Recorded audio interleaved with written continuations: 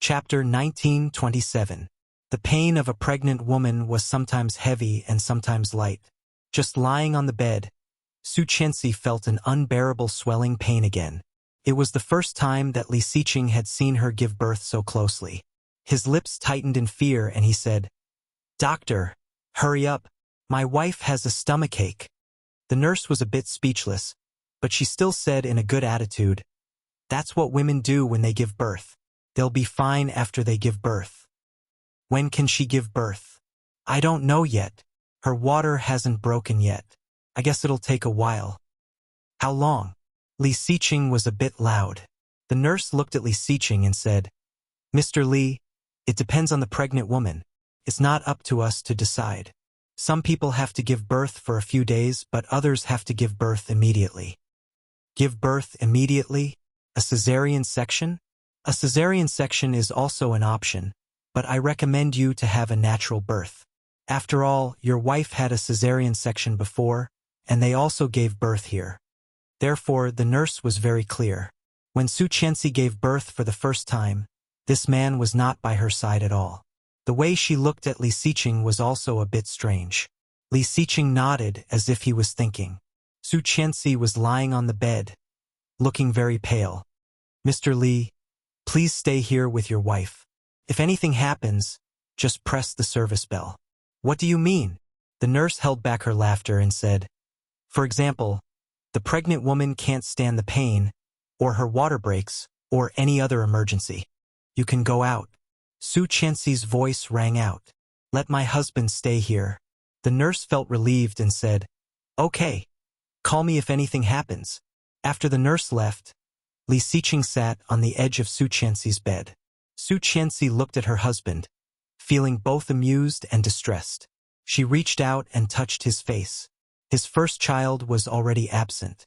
This time he was nervous and flustered, and Su Qianxi saw all of it. "Don't be nervous. It's not that painful," she comforted him. Li Xiqing suddenly laughed. "Why are you comforting me now?" "Humph." Su Qianxi's face was pale, but she was in good spirits. "Look at yourself. Can you comfort me now?" Li Xiqing caught her hand and kissed it gently. "Don't I look bad now?" Su Qianxi smiled and said, "No, my husband is always the most handsome." Li Xiqing curled his lips and looked at her belly. His stomach looked round. It was huge. However, compared to the first twin, it was undoubtedly much smaller. "Bite me if it hurts." He looked at her with concern. "Your lips are blue." "Of course not. It's over if my lips turn blue." Su Qianxi's mental state was not bad, but suddenly, it began to hurt again. Don't talk. Save your energy." He held her hand and sat next to her. Su Qianxi's heart was warm. At least this time he was by her side. After another 2 hours of pain, Su Qianxi's water broke, and the doctors and nurses sent her to the delivery room. After a series of procedures and disinfection, Li Xiqing could enter the delivery room. Chapter 1928. At that moment, Li Xiqing's mind was blank. But at the same time, he felt that his life was complete. It was as if he could feel every inch of Su Qianxi's pain. But it was so far away, and he wished that he could replace her and let all the pain fall on himself. She did not give birth until it was very, very late in the evening. It was a natural birth. Su Qianxi's face was pale and relaxed, but Li Xiqing felt that he had been tortured to the core. Holding Su Qianxi's hand, Li Xiqing did not speak for a long time. "Hubby." "Yeah." "I'm hungry." She sounded aggrieved and faint. Li Xiqing suddenly smiled when he heard that. "Nanny Rong is here." Li Xiao and Qin Shuhua were waiting at the door of the delivery room. Nanny Rong sat with Mosen and Desu until the door of the delivery room opened. Almost at the same time, everyone stood up and carried a chubby boy. "It's a boy, 6 and 2 pounds. "Great!" Qin Shuhua laughed excitedly. She went forward and carefully carried the child over. "How is the adult?" Li Xiao asked. "Is my son in there too?" "Yes, but he's about to be transferred to another ward. He'll be out soon." The nurse smiled and reminded them of the precautions. Li Xiao actually did not understand these things, but Qin Shuhua nodded. Mosen turned his head and looked at Ursu. He said, "Mommy gave birth to a little brother." "Yeah, I heard that. Is the brother called Sansu?" Qin Shuhua laughed and said, "He's called Little Moyun." "Little Moyun, Big Mosen." "Yay." Li Jianyue cheered and took out her little phone. "I'm gonna call brother. If he hears this good news, he'll be very happy." Nanny Rong looked at the children and said with a smile, "By the way, tell your grandparents not to worry.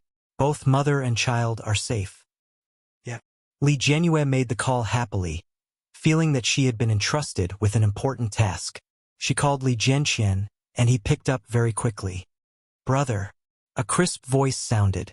When Li Jianqian heard that, his originally unhappy face softened a little. He said, "Yeah, brother. Let me tell you, Mom gave birth to a little brother today. Grandma said his name is Little Moyun, and Brother Mosen is Big Mosen." Li Jianyue smiled and asked, "Brother, what are you doing?" However, Li Jianqian didn't reply.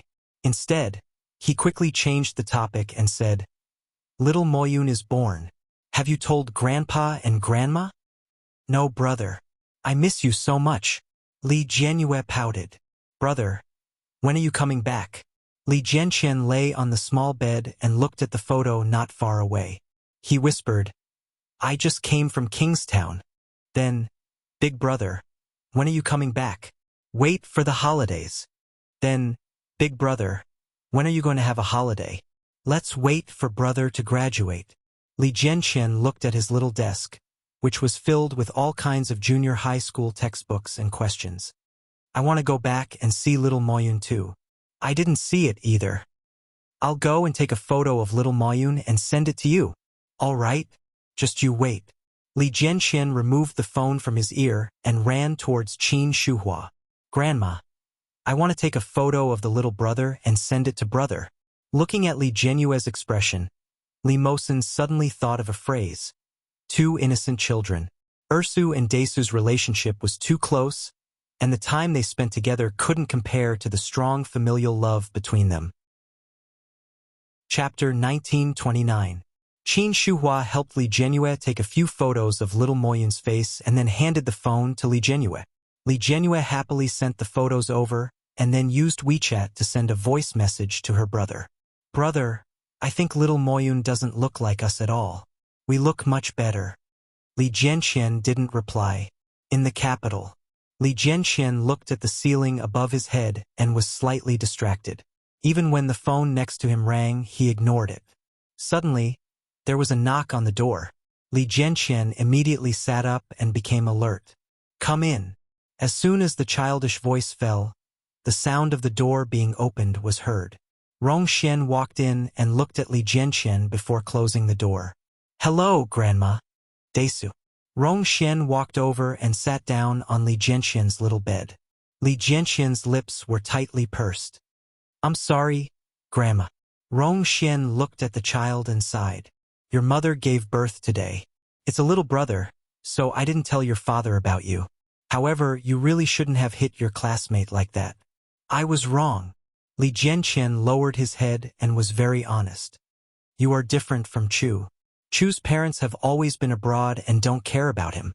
I know that you are close to him, but I think it's better for you to keep a distance from him." Rong Xian looked at Li Jianqian and said seriously. When Li Jianqian heard this, he looked up and looked at her in surprise.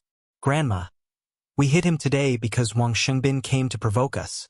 Li Jianqian's little face was a little unconvinced. "He said that Chu was an unwanted child and that I was a little monster raised by an old witch. After we hit him, he even spat on us. I was very angry, So, you hit your classmate until his teeth fell out and his face was swollen. He might even have a concussion." Rong Xian was a little angry. "Li Jianqian, what did Grandma usually teach you? A gentleman uses his fists, not his mouth. Not only did you hit him, but you also hit him until he was hospitalized." As she spoke, she looked at Li Jianqian with some disappointment and said, "You weren't like this in the past, Daesu. It's all because of Yu Chulin." "Grandma, no. Yu Chulin used to have violent tendencies. He looks quiet, but he's actually mentally deficient." His father has mania, so it's best if you don't hang out with him anymore. Li Jianqian couldn't believe that Rong Xian would say such a thing. Grandma, okay, don't talk about it anymore. Come with me to the hospital tomorrow to apologize to her. Rong Xian stood up and looked at him. If a fool is scolding you, just ignore him. Treat him as a mute. Treat him as a lunatic. It's his family's problem if he's not educated. But if you hit him, it's your fault. Li Jianqian was not convinced. He pursed his lips and did not speak. Rong Xian bent down and put her hands on Li Jianqian's shoulders. Desu, you are still Grandma's good boy. Go to bed early. Good night. Chapter 1930. Desu. It's because you're friends with him that you chose to believe him. Rong Xian looked at Li Jianqian and said, I know you won't listen to anything I say now, but Grandma has to warn you. Don't contact him anymore. Do you hear me? Grandma, I don't agree. Calm down first. School will start in a few days. You have to prepare well. Grandma, I want to skip a grade. You have to talk to your father about this. Rong Xian looked at Li Jianqian and said, Go to sleep. Good night. The door to the room was closed. Li Jianqian looked at the dark surroundings and suddenly felt a little sad. Mom, I want to go home. Li Siqing carried the child until late at night. The newborn's body was as soft as a piece of cotton. He held it carefully, afraid that he would hurt the child. Qin Shuhua watched from the side, and her heart was in her throat. She said, Slow down. Slow down. Li Siqing was already nervous, and after hearing Qin Shuhua's reminder, he felt even more uncomfortable. Su Qianxi had fallen asleep, but when she heard the movement in front of the bed, she woke up again. Seeing that Li Siqing didn't dare to move, she smiled and said, Don't be afraid. Her voice was very soft. Li Siqing quickly came over and smiled at Su Qianxi. Then the child in his arms began to struggle. His little hands and feet flailed, and his wrinkled face turned slightly red. Then he opened his mouth and burst into tears. Li Siqing's body stiffened and he asked, Why are you crying? Are you hungry? Qin Shuhua heard that and said, Hurry up and carry the child to Qianqian. Feed him. Oh, okay. Li Siqing carefully carried the child over and said, Honey, feed him. Su Qianxi slowly sat up, and Qin Shuhua went up to help her. Li Siqing handed the child to her. When Su Qianxi took it, she could clearly feel the man's hand tremble slightly. Don't be afraid. The child is very strong. But this adult had scared the hell out of him. After feeding the child milk, little Moyun instinctively sucked on the milk and closed his eyes in satisfaction. But after a while, he began to cry again. Su Qianxi touched his diaper and found that it felt a little wrong. She said, Does the baby need to change his diaper? Take a look. Li Siqing hurried forward to hold her and said, Ah, diaper change, Mom. Qin Shuhua had just walked out to coax her granddaughter. Hearing his voice, she immediately responded, What's up? Please tell me to change my diaper. Qin Shuhua almost laughed and said, Wait a minute. Li Jianyue walked forward and stared at him with her big, round eyes. Daddy, are you going to change little brother's diaper? Yes, Ursu, go out first. It will stink. Li Jianyue's eyes were wide open, but her eyelids were starting to drool. She said, I'm not afraid of the stench. I want to take a video and send it to my brother. It's a video of Daddy changing my little brother's diaper. Li Siqing's expression changed. He coughed softly and said, What's there to see? Don't take pictures, Mosen. Li Mosen responded from outside. Take your sister out. Let Granny Rong take you home to sleep. It's getting late. Chapter 1931. Li Jianyue's innocent and cute words made the adults around them laugh. Li Siqing deliberately put on a straight face and said, What nonsense are you talking about? Don't be rude. However, Li Jianyue wasn't afraid at all. She was grinning from ear to ear. Li Mosen pulled Li Jianyue and said, Ursu, let's go back first. Daddy has to take care of Mommy and little brother here. Let's go back and play with little Su. Nanny Rong also came up and said, Ursu, let's go. Don't make trouble here. Li Jianhua was a little reluctant, but she still pouted and said, Okay. Then when will Daddy and Mommy come home? Nanny Rong, why don't you stay here and teach Xiqing? Mom, you can bring the children directly back to the old mansion. Su Qianxi's voice was soft as she looked at Qin Shuhua. Yes, Mom, I think so too. Qin Shuhua heard that and nodded. Okay, in that case, Nanny Rong can stay here. I'll bring the two children back first. After the discussion, the place was much quieter. Nanny Rong smiled and looked at Li Xiqing. The children's skin is more tender. Be gentle. Li Xiqing's movements were very gentle. When he heard Nanny Rong's words, he didn't dare to use any force. Nanny Rong couldn't stand watching him being so careful. She said, Let me do it. Watch me. You'll be able to learn it next time. There was a training center for parents before, but Li Xiqing was busy with work and it wasn't his first child, so he hadn't been there. One reason was that he didn't have time to come again, and the other was that he was embarrassed. Nanny Rong's movements were very smooth and looked gentle and fast. Li Xiqing watched carefully. Su Qianxi looked at her man and her eyes softened. When Li Jianqian and Li Jianhua spoke, Li Xiqing was not by her side. Although he didn't say it, Su Qianxi knew that he must be very regretful. This time, the harder he tried to make it up to her, the more Su Qianxi felt guilty. Back then, Li Xiqing disappeared for 4 years because he wanted to protect her. Li Xiqing seemed to feel Su Qianxi's gaze and looked over. Her dark, almond-shaped eyes curved slightly. Then, she turned her head and watched Nanny Rong's movements. Did you see it clearly? Nanny Rong glanced at him. Li Xiqing nodded and said, I think so. I'll try. Little Moyun's eyes were wide open as he stared at Li Xiqing. Li Xiqing couldn't help but reach out and touch his little face. Call me Daddy. Little Moyun immediately opened his mouth, and his face turned red. Then, he opened his mouth and burst into tears. Su Qianxi laughed out loud, but Li Xiqing panicked and said, Why does this child cry? Nanny Rong tried not to laugh. That's what kids do. Go on. Li Xiqing wiped his little butt and carefully put a diaper on it. Nanny Rong couldn't stand it anymore. Hurry up.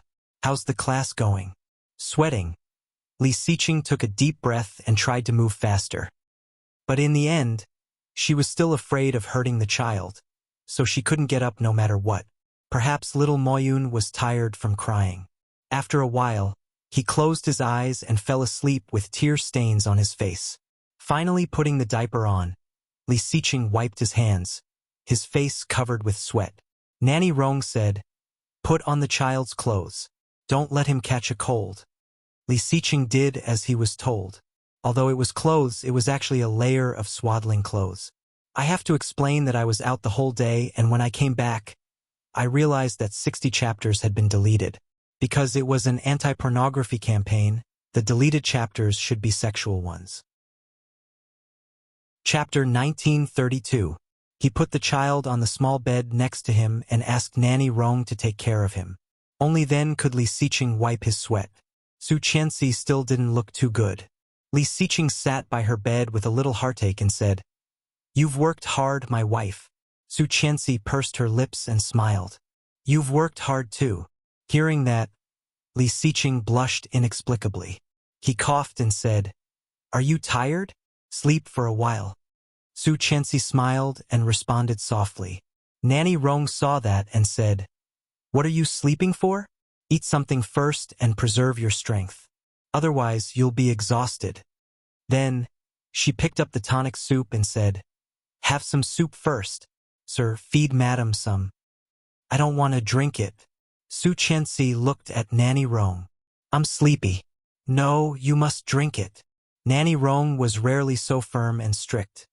If you don't drink it, don't even think about sleeping. Seeing Nanny Rong like this, Su Qianxi had no choice but to sit up. After drinking some soup, Su Qianxi couldn't stand it anymore and fell asleep on the bed. Seeing her asleep, Li Xiqing stood up and walked over to the child. Looking at little Moyun's sleeping face, his mood quietly started to become better. His son was born and he had watched him. Honey, I want to eat something sour and spicy. Oh Ming. You bastard. You're hiding my ice cream again. B***tcho, where's my waist pad? Oh Ming had been very busy recently. It was said that pregnant women were difficult to handle, and he had experienced it firsthand. Not only did her taste change, but her temper was also volatile. Oh Ming couldn't handle this kind of situation at all. The O residents had sent an extra nanny. Oh Ming had to go to the company during the day and come back at night to accompany his wife. It was fine when Lily was in a good mood, but when she was in a bad mood, Oh Ming didn't have a good time. Ah, honey, where's my candy? Lily had lost something for the umpteenth time, and then looked at Oh Ming with a face full of grievance. Oh Ming was used to it. He looked at her and said, "You can't eat candy. You have to exercise more." Before she was pregnant, she was only 40 pounds at her fattest. With a height of 1.6 meters, this weight was quite thin. But after getting pregnant, not only did her belly get bigger, but her whole body also swelled up like a balloon. Now Lily weighed 110 kilograms. Her whole face was round and she had a big belly. It was hard to imagine that she used to be thin. The last few times you went for a prenatal checkup, the doctor told you to exercise more. Your blood sugar is a little high, so you're not allowed to eat sweets. Lily looked at him and pouted as she asked, "Do you think I'm fat?" In the past, when she was skinny, he despised her for being too skinny. Now that she was fat, he despised her for being fat. Could they still play happily? When Oh Ming heard that, he snorted. "Why did you ask if you knew?" He pulled his wife over and said, "I've fed you until you're full. Come, let's take a walk outside. Don't eat anymore." "But I want to eat candy, just one." "No. At a time like this, I can't spoil you. Mom is coming over later and it'll be time for dinner. Let's go for a walk first." Lily's eyes lit up. She smiled and said, "Yeah, when is Mom coming?" Chapter 1933.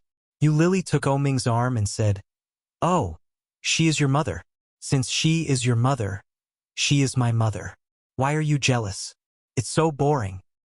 "Humph." Oh Ming glared at Lily, but soon turned his head and said, "I have to ask Mom to make less delicious food later. It will be difficult to give birth." "No," Lily said indifferently. "Anyway, I am ready for a cesarean section. It is very painful to have a natural birth. Qian had a natural birth this time. I heard that it is much more painful than a cesarean section." Oh Ming glanced at her, and his lips curled up slightly. Because they were all pregnant, several expectant mothers had created a WeChat group. Among them, Lily was the group leader. There were 4 women in the group: Yi Yuyu, Su Chenxi, Qiu Manyu, and Lily. Qiu Manyu was a military doctor, so she didn't spend much time in the group. However, Su Chenxi often shared her mother's happiness with them, as well as the things that a mother needed to pay attention to. Lily was very open in the group. After listening to Su Chenxi and Yi Yuyu's teachings, she didn't take Oh Ming's warning seriously at all. Oh Ming was helpless, but he couldn't help but feel happy for her. Although she came a little late, she was still Lily's best friend. Wasn't she? In the end, Oh Ming dragged Lily out of the door. Although it was a walk, Lily didn't want to walk at all. Her footsteps were very slow. Oh Ming waited beside her, and he also looked very slow. Lily was waiting for him impatiently, and then she would ask to go home and wait for Chao Ziqing. However, Oh Ming not only didn't show any impatience, but also looked at Lily with interest. He raised his eyebrows slightly and asked, "Why don't you walk?" Lily pouted and walked slowly. She didn't want to walk at all. Looking at Oh Ming, she said, "Honey, I am tired."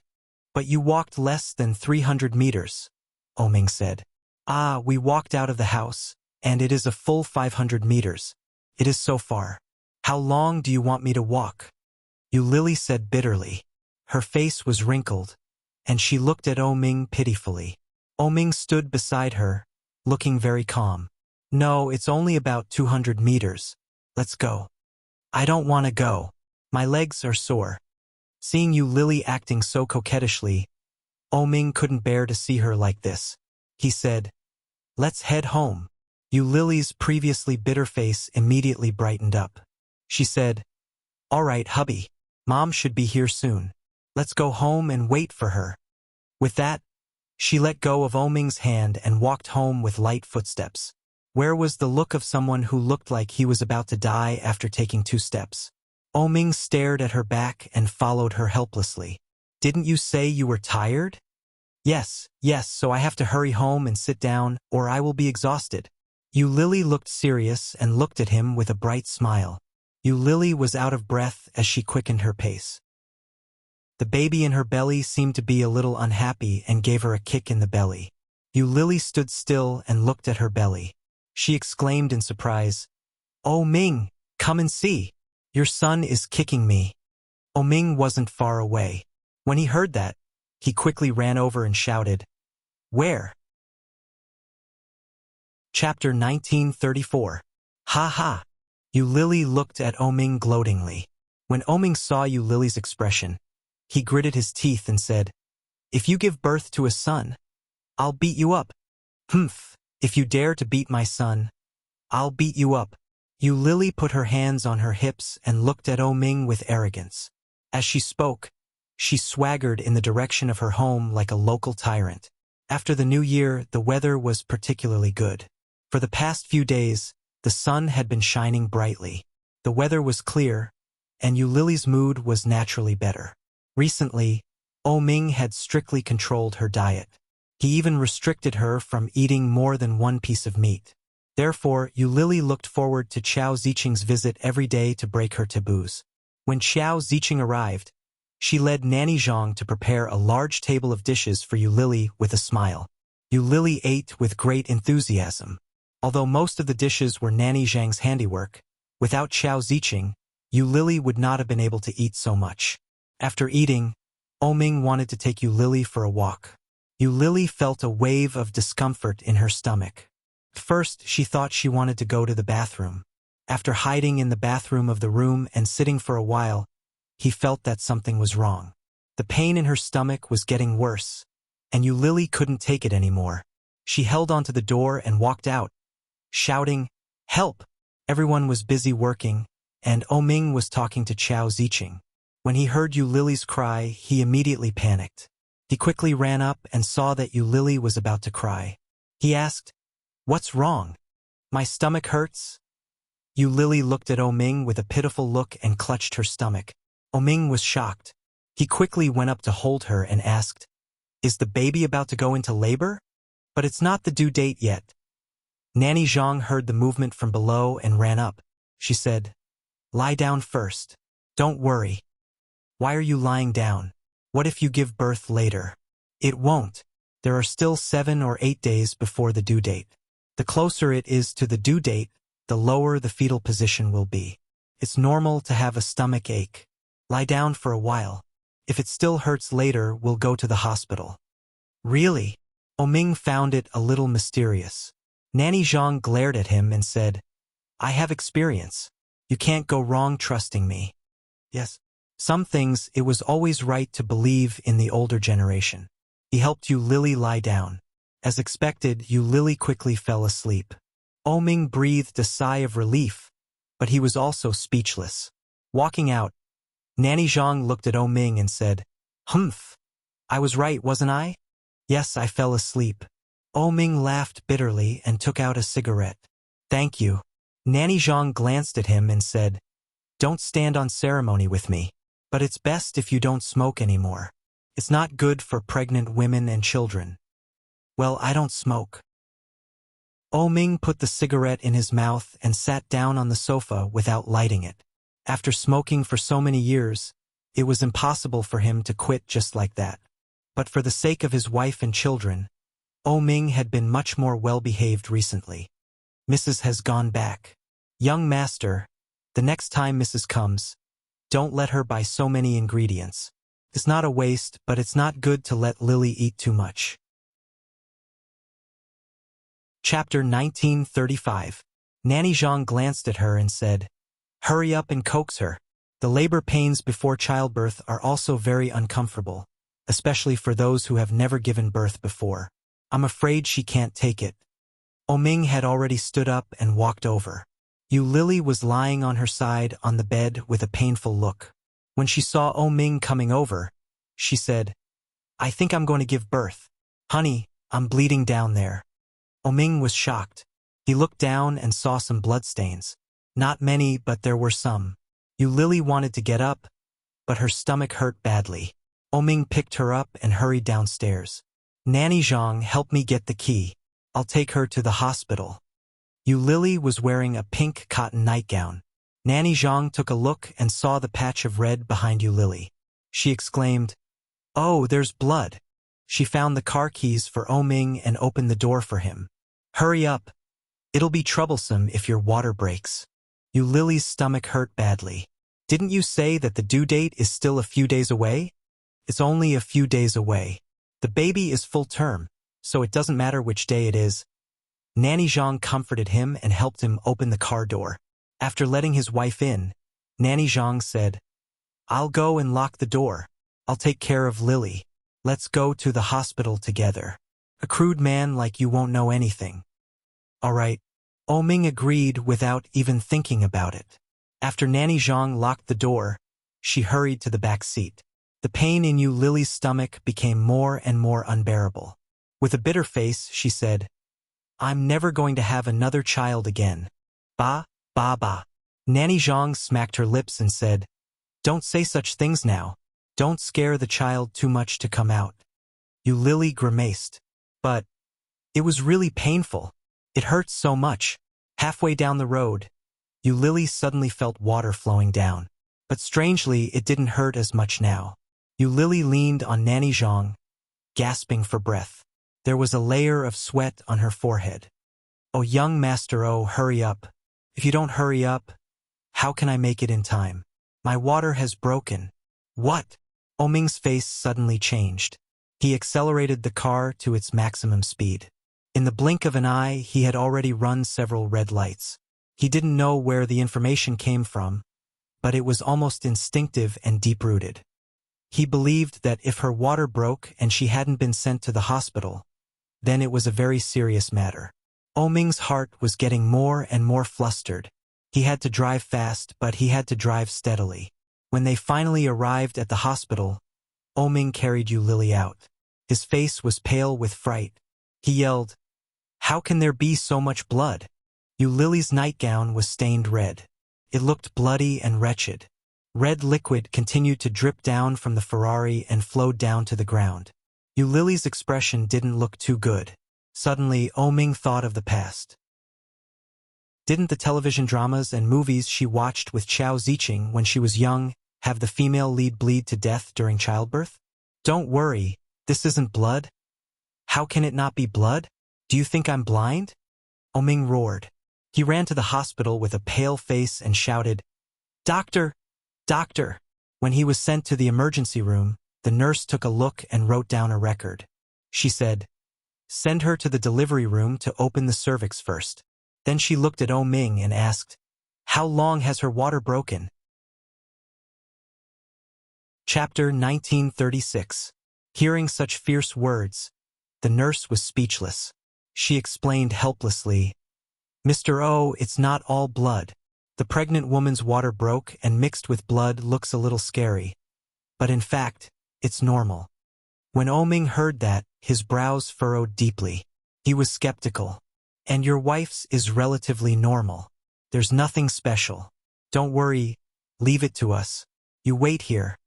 As she spoke, she had already registered and turned to follow Lily's bed. Nanny Zhang felt helpless and amused and said, "Master O, you sit here. Women don't give birth so quickly." "No, I want to go in." "No, it's bad luck for a man to go in when a woman gives birth." Nanny Zhang held Ming back. "You can't go in." "Why not?" "When second brother's wife gave birth, second brother also squatted in there for a long time." Ming was not convinced and shouted, "How can that be the same? Second brother's wife is having a second child. When second brother's assistant gave birth, her man also went in with her? That's because she didn't have an elder to guide her. She doesn't know that it's actually not good for men." Ming asked, "Nanny Zhang, Why did I bring you here? Nanny Zhang was speechless. By the time Qiao Ziqing arrived, a long time had passed. Ming had signed the papers, and his heart was burning with anxiety. Nanny Zhang held him back. When she saw Qiao Ziqing coming over, she said, Madam, quickly stop Master O. This guy always wants to go in. How can a man go in when a woman is giving birth? Hearing that, Qiao Ziqing immediately went up to Ming and said, No, you can't go in. If you go in and distract Lily, if the child doesn't come naturally, it's all your fault. Hearing that, Ming finally became obedient. But soon, Ming began to refute and said, Then why can second brother go in to accompany his wife to give birth? His wife gave birth to a second child, so she has experience and strong willpower. Your wife gave birth to a first child. Qiao Ziqing analyzed the situation seriously and looked at Ming. And don't you know your wife? Maybe she was born fine. What if you go in and she starts wailing like a ghost and howling like a wolf? When that happens, she'll really be distracted. How are you going to play? Ming was convinced. He pursed his lips and said nothing. Staring at the door, Ming sat on a chair outside. He waited from afternoon to night.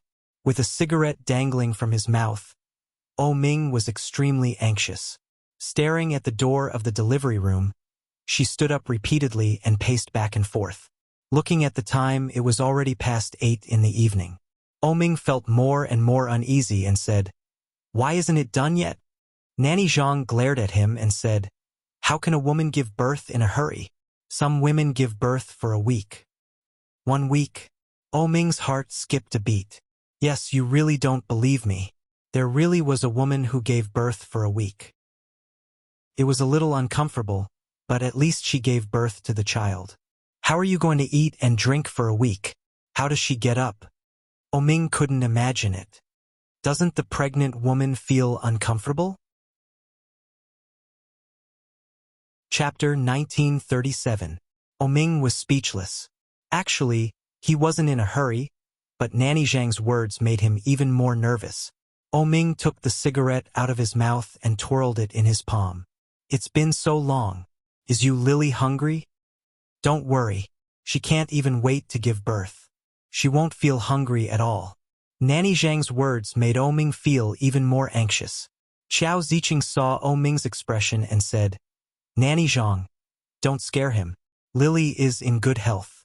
Who knows, she might give birth soon. Don't worry. Yeah. Ming replied calmly. His pacing back and forth became more and more irritated. They waited until 9 p.m. when Huijin came over and said, It looks like she won't be out for a while. Hurry up and eat something. Your health is more important. Qiao Ziqing glanced at Ming and saw that he was extremely nervous. Ming clenched his fists and paced back and forth. It was as if he hadn't heard Huijin's words. Qiao Ziqing called out to him, and Ming suddenly raised his head. Ming, go eat first. Ming glanced at them and said, You guys go ahead. I'm not hungry. I'll wait here for you Lily to come out. Wait for you Lily, not wait for the child. It seemed like there were only a few words different, but the meaning was worlds apart. Qiao Ziqing was both relieved and distressed. Huijin said, We'll bring some back for you later. No need. I'll wait for her to come out and eat together. Ming glanced at them. Mom, is it really painful for a woman to give birth? It's very painful. Qiao Ziqing glanced at him. Humph, you didn't feel any pain when your mother gave birth to you. Now that your wife is giving birth, you're like this. How realistic. It was a simple joke. Ming couldn't laugh at all. He twitched his lips and waved his hand.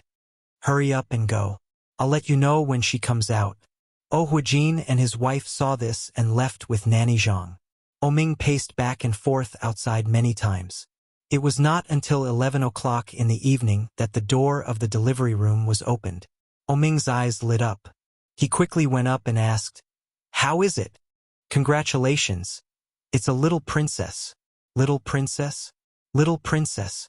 Ming was ecstatic and shouted, A girl? Princess? My God. He stepped forward and took a look at the baby in the swaddling clothes, but he quickly looked away and said, Where's my wife? She's inside. Someone will push her out. I'll take a look at the child first. She'll be transferred to another ward later. The nurse held the child in her arms and looked at Ming strangely. Aren't you going to hold your daughter? Okay, okay, okay. Ming reached out his hand, but his eyes kept looking inside. Can I go in and see my wife now? Wait a minute. Why don't you hold your daughter first? The nurse leaned over. Do you want a wife instead of a child? Ming was a little embarrassed as he looked at the red-faced child in front of him. Soon, his eyes overflowed with a sincere smile. He hugged Zhang Xian carefully. Be careful. The pregnant lady is coming out, make way. There was the sound of wheels being pushed. Ming immediately looked away and saw Yu Lily on the delivery bed. He quickly walked toward her.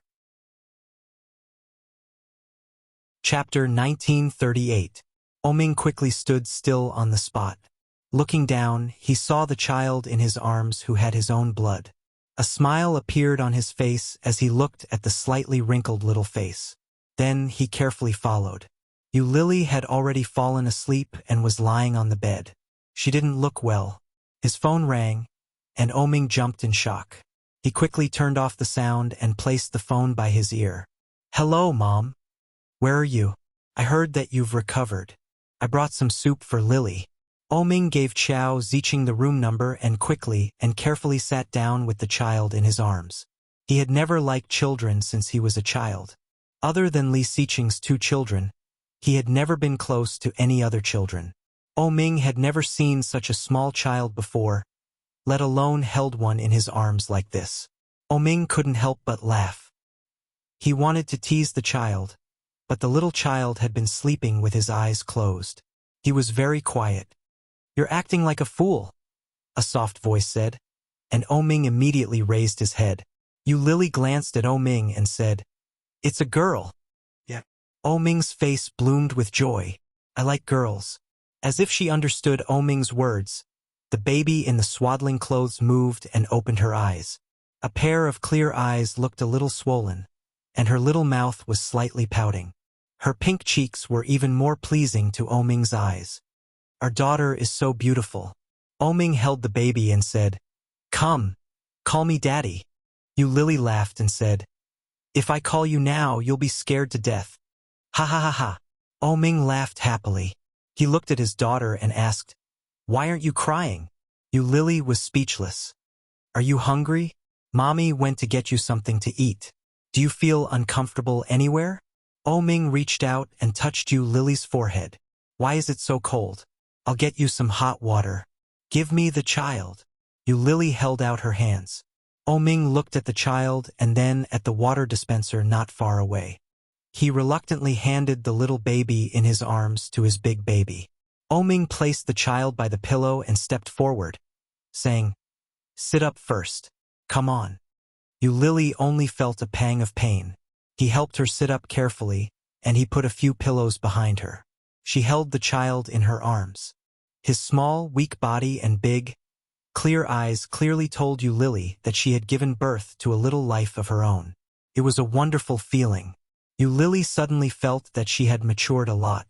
The corners of his lips curled up unconsciously as he asked, What's our daughter's name? Smile. Ming was pouring water. When he heard this, he turned around and laughed like a fool. I've been thinking about it for a long time.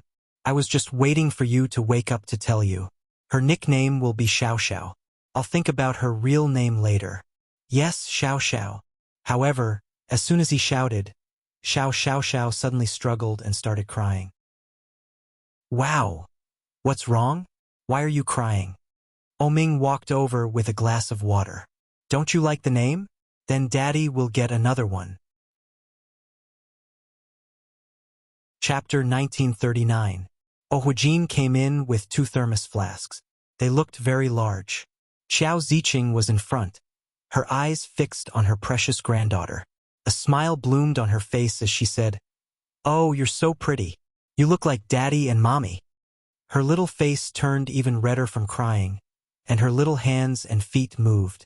She didn't have much strength, but Qiao Ziqing was even happier when she heard that. She said, Hurry up and drink some soup. The child is going to be hungry. Huijin placed the bowl on the table. Ming went forward to open the lid and help his wife drink the soup. Lily had no strength at all. She leaned against the side of the bed and didn't want to move. She said, "I have no appetite." "No, you have to drink some." Chao Ziqing's tone was firm. She didn't allow any room for negotiation. Giving birth is like taking a trip to the gates of hell. If you don't drink some, it'll be troublesome if something happens to your body later. Be good and replenish your energy before you go back to sleep. You'll recover faster that way. Lily pouted, but she still took the bowl of fish soup from Ming's hands and took a sip. She didn't know if it was a psychological effect, but she didn't feel anything when she wasn't drinking. Now that she had a mouthful of soup, her stomach started to feel hungry. Chao Ziqing glanced at it and said, "Eat some fish and other nutritious dishes." Mom, did you forget to add salt again?" Lily held the bowl. The more she drank, the more tasteless it became. So bland. "You can't have salt." Chao Ziqing carried the child. I'll get the nurse to ask for some milk. Hurry up and feed the baby some milk later." Lily's face fell. "Why don't I just feed the baby? Isn't breast milk the most nutritious? You have to be able to produce milk first. I'm afraid there's no milk now." Chao Ziqing carried the baby and walked out. Nanny Zhang had already left work. Huijin looked at the time and said, "It's getting late. Ming, stay here and take care of your wife. I'll get Auntie Qing to take care of her later. She'll stay in the hospital for a few days before going home to recuperate. Your mother's health isn't good. I'll take her home first." Ming was speechless. And Lily drank the soup and nodded. "Okay, then let Aunt Qing come here quickly." "Dad, I don't think Ming can handle it. I don't trust the special nurse." "All right." Huijin looked at Lily and smiled kindly. "Thank you for your hard work." Lily was a little embarrassed and said, "I'm a woman. Let's go. Take care of your wife." Huijin patted Ming on the shoulder. "You don't have to go to the company for now. If I can't handle it, I'll pass it to you." "Dad, there are a lot of things you can't handle." "Impudent." Huijin glared at him, but he quickly chuckled. "Sleep early." "Good night, Dad." Lily waved. "You're in good spirits." A nurse walked in. "How do you feel? Do you feel uncomfortable anywhere?" The nurse did a simple check and left. Chao Ziqing came back with the baby in her arms. However, the baby had already fallen asleep and seemed to have eaten his fill. "I bought a breast pump. You can give the baby milk after you pump it out." "Yes, Mom," Ming said. "Also, the special nurse will be here in a while, but you must take good care of the baby. I'll get Auntie Qing to come over as well. She'll be here later." "Yes, Mom," Ming said. "By the way, Lily." Chapter 1940. This was the first time that Lily and Ming had become parents, so they were unfamiliar with many things. For example, changing the baby's diaper, feeding the baby, and waking the sleeping baby up to drink milk. Everything seemed novel and inevitable. After staying in the hospital for 5 days, Lily's condition was much better. After leaving the hospital and moving to her home, Lily felt a lot more relaxed. The baby had always been sleepy. Apart from eating all day, he only slept. He spent very little time awake. At one point, Ming thought that his child might be a fool. However, when he heard that it was normal for newborns to be sleepy, he was relieved. Enchanting and Lily hadn't seen each other for a long time. When she heard that they had a daughter, Enchanting was very envious. She went to Ming's house with Xinjilia and brought a lot of gifts. Lily was still in her confinement period, so Ming's mother was very strict and didn't allow Lily to leave the room. Xinjilia couldn't see her at all, and Enchanting was too embarrassed to enter their bedroom, so she simply played with the child in the living room. The newborn child was covered in a layer of pink, and her skin was so transparent that her blood vessels could be seen. Xiao Zhao's skin was very white, just like Lily. She looked beautiful and obedient. Her eyelashes were long, and her eyes were closed as she slept. Enchanting's heart was about to explode. She's so cute, old Shin. Look. Yi Qianqian hugged Xiao Xiao. She looks so much like Lily. Shinjilia glanced at the child's face, which obviously hadn't grown up yet, and asked, "How can you tell? They both have 2 eyes, 2 noses, and 1 mouth?" This small face was very young and tender. The features looked small, but when put together, there wasn't much recognition. Yes, they look alike. Look. Yi Qianqian looked left and right and confirmed. Look, they look like Oming too. Look at the nose. Oming's nose is very high, Shinjilia said. The nose hasn't grown out yet. How can you tell? Yi Qianqian glared at him and said, "Can't you have a little imagination? Look at the shape of the nose. It's so similar to him. The eyelashes are so long, so similar to Lily's. Look at the mouth. It's small and also like Lily's." Shinjilia replied, "Well, if you say so." Oming stood to the side and watched them bicker. He snorted and came forward to carry his daughter back. He said, "Of course my daughter looks like me. It's said that daughters take after their fathers. I can't tell now, but when she grows up, she'll definitely be a beauty." "You don't really look like a beauty." Shinjilia leaned back on the sofa. "Lily, on the other hand, is quite pretty." "Well, your future children can't look like you. Yi Qianqian is quite cute. If they look like you, they'll be ruined." Oming didn't even raise his eyebrows as he teased his daughter. "Don't you agree, Xiao Xiao?" Yi Qianqian laughed and said, "Oming, why don't you move Lily somewhere else? I'll go talk to Lily." "Go in. It's fine. There's nothing to hide inside."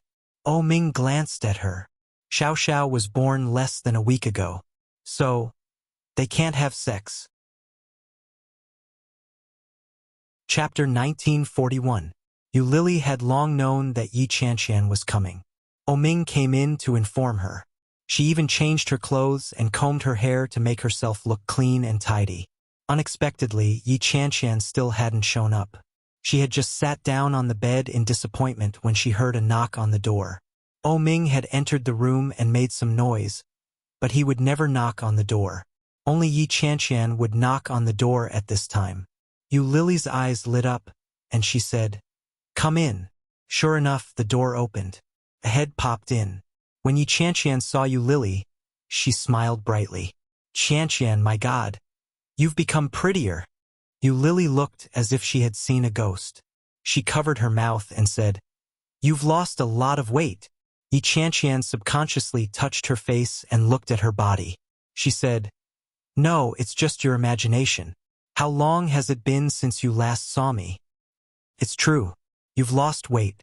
Yu Lily stepped forward and pinched her chin. "You used to have 2 chins, but now, get lost. You're the one with 2 chins." Yi Qianqian slapped her hand away in annoyance.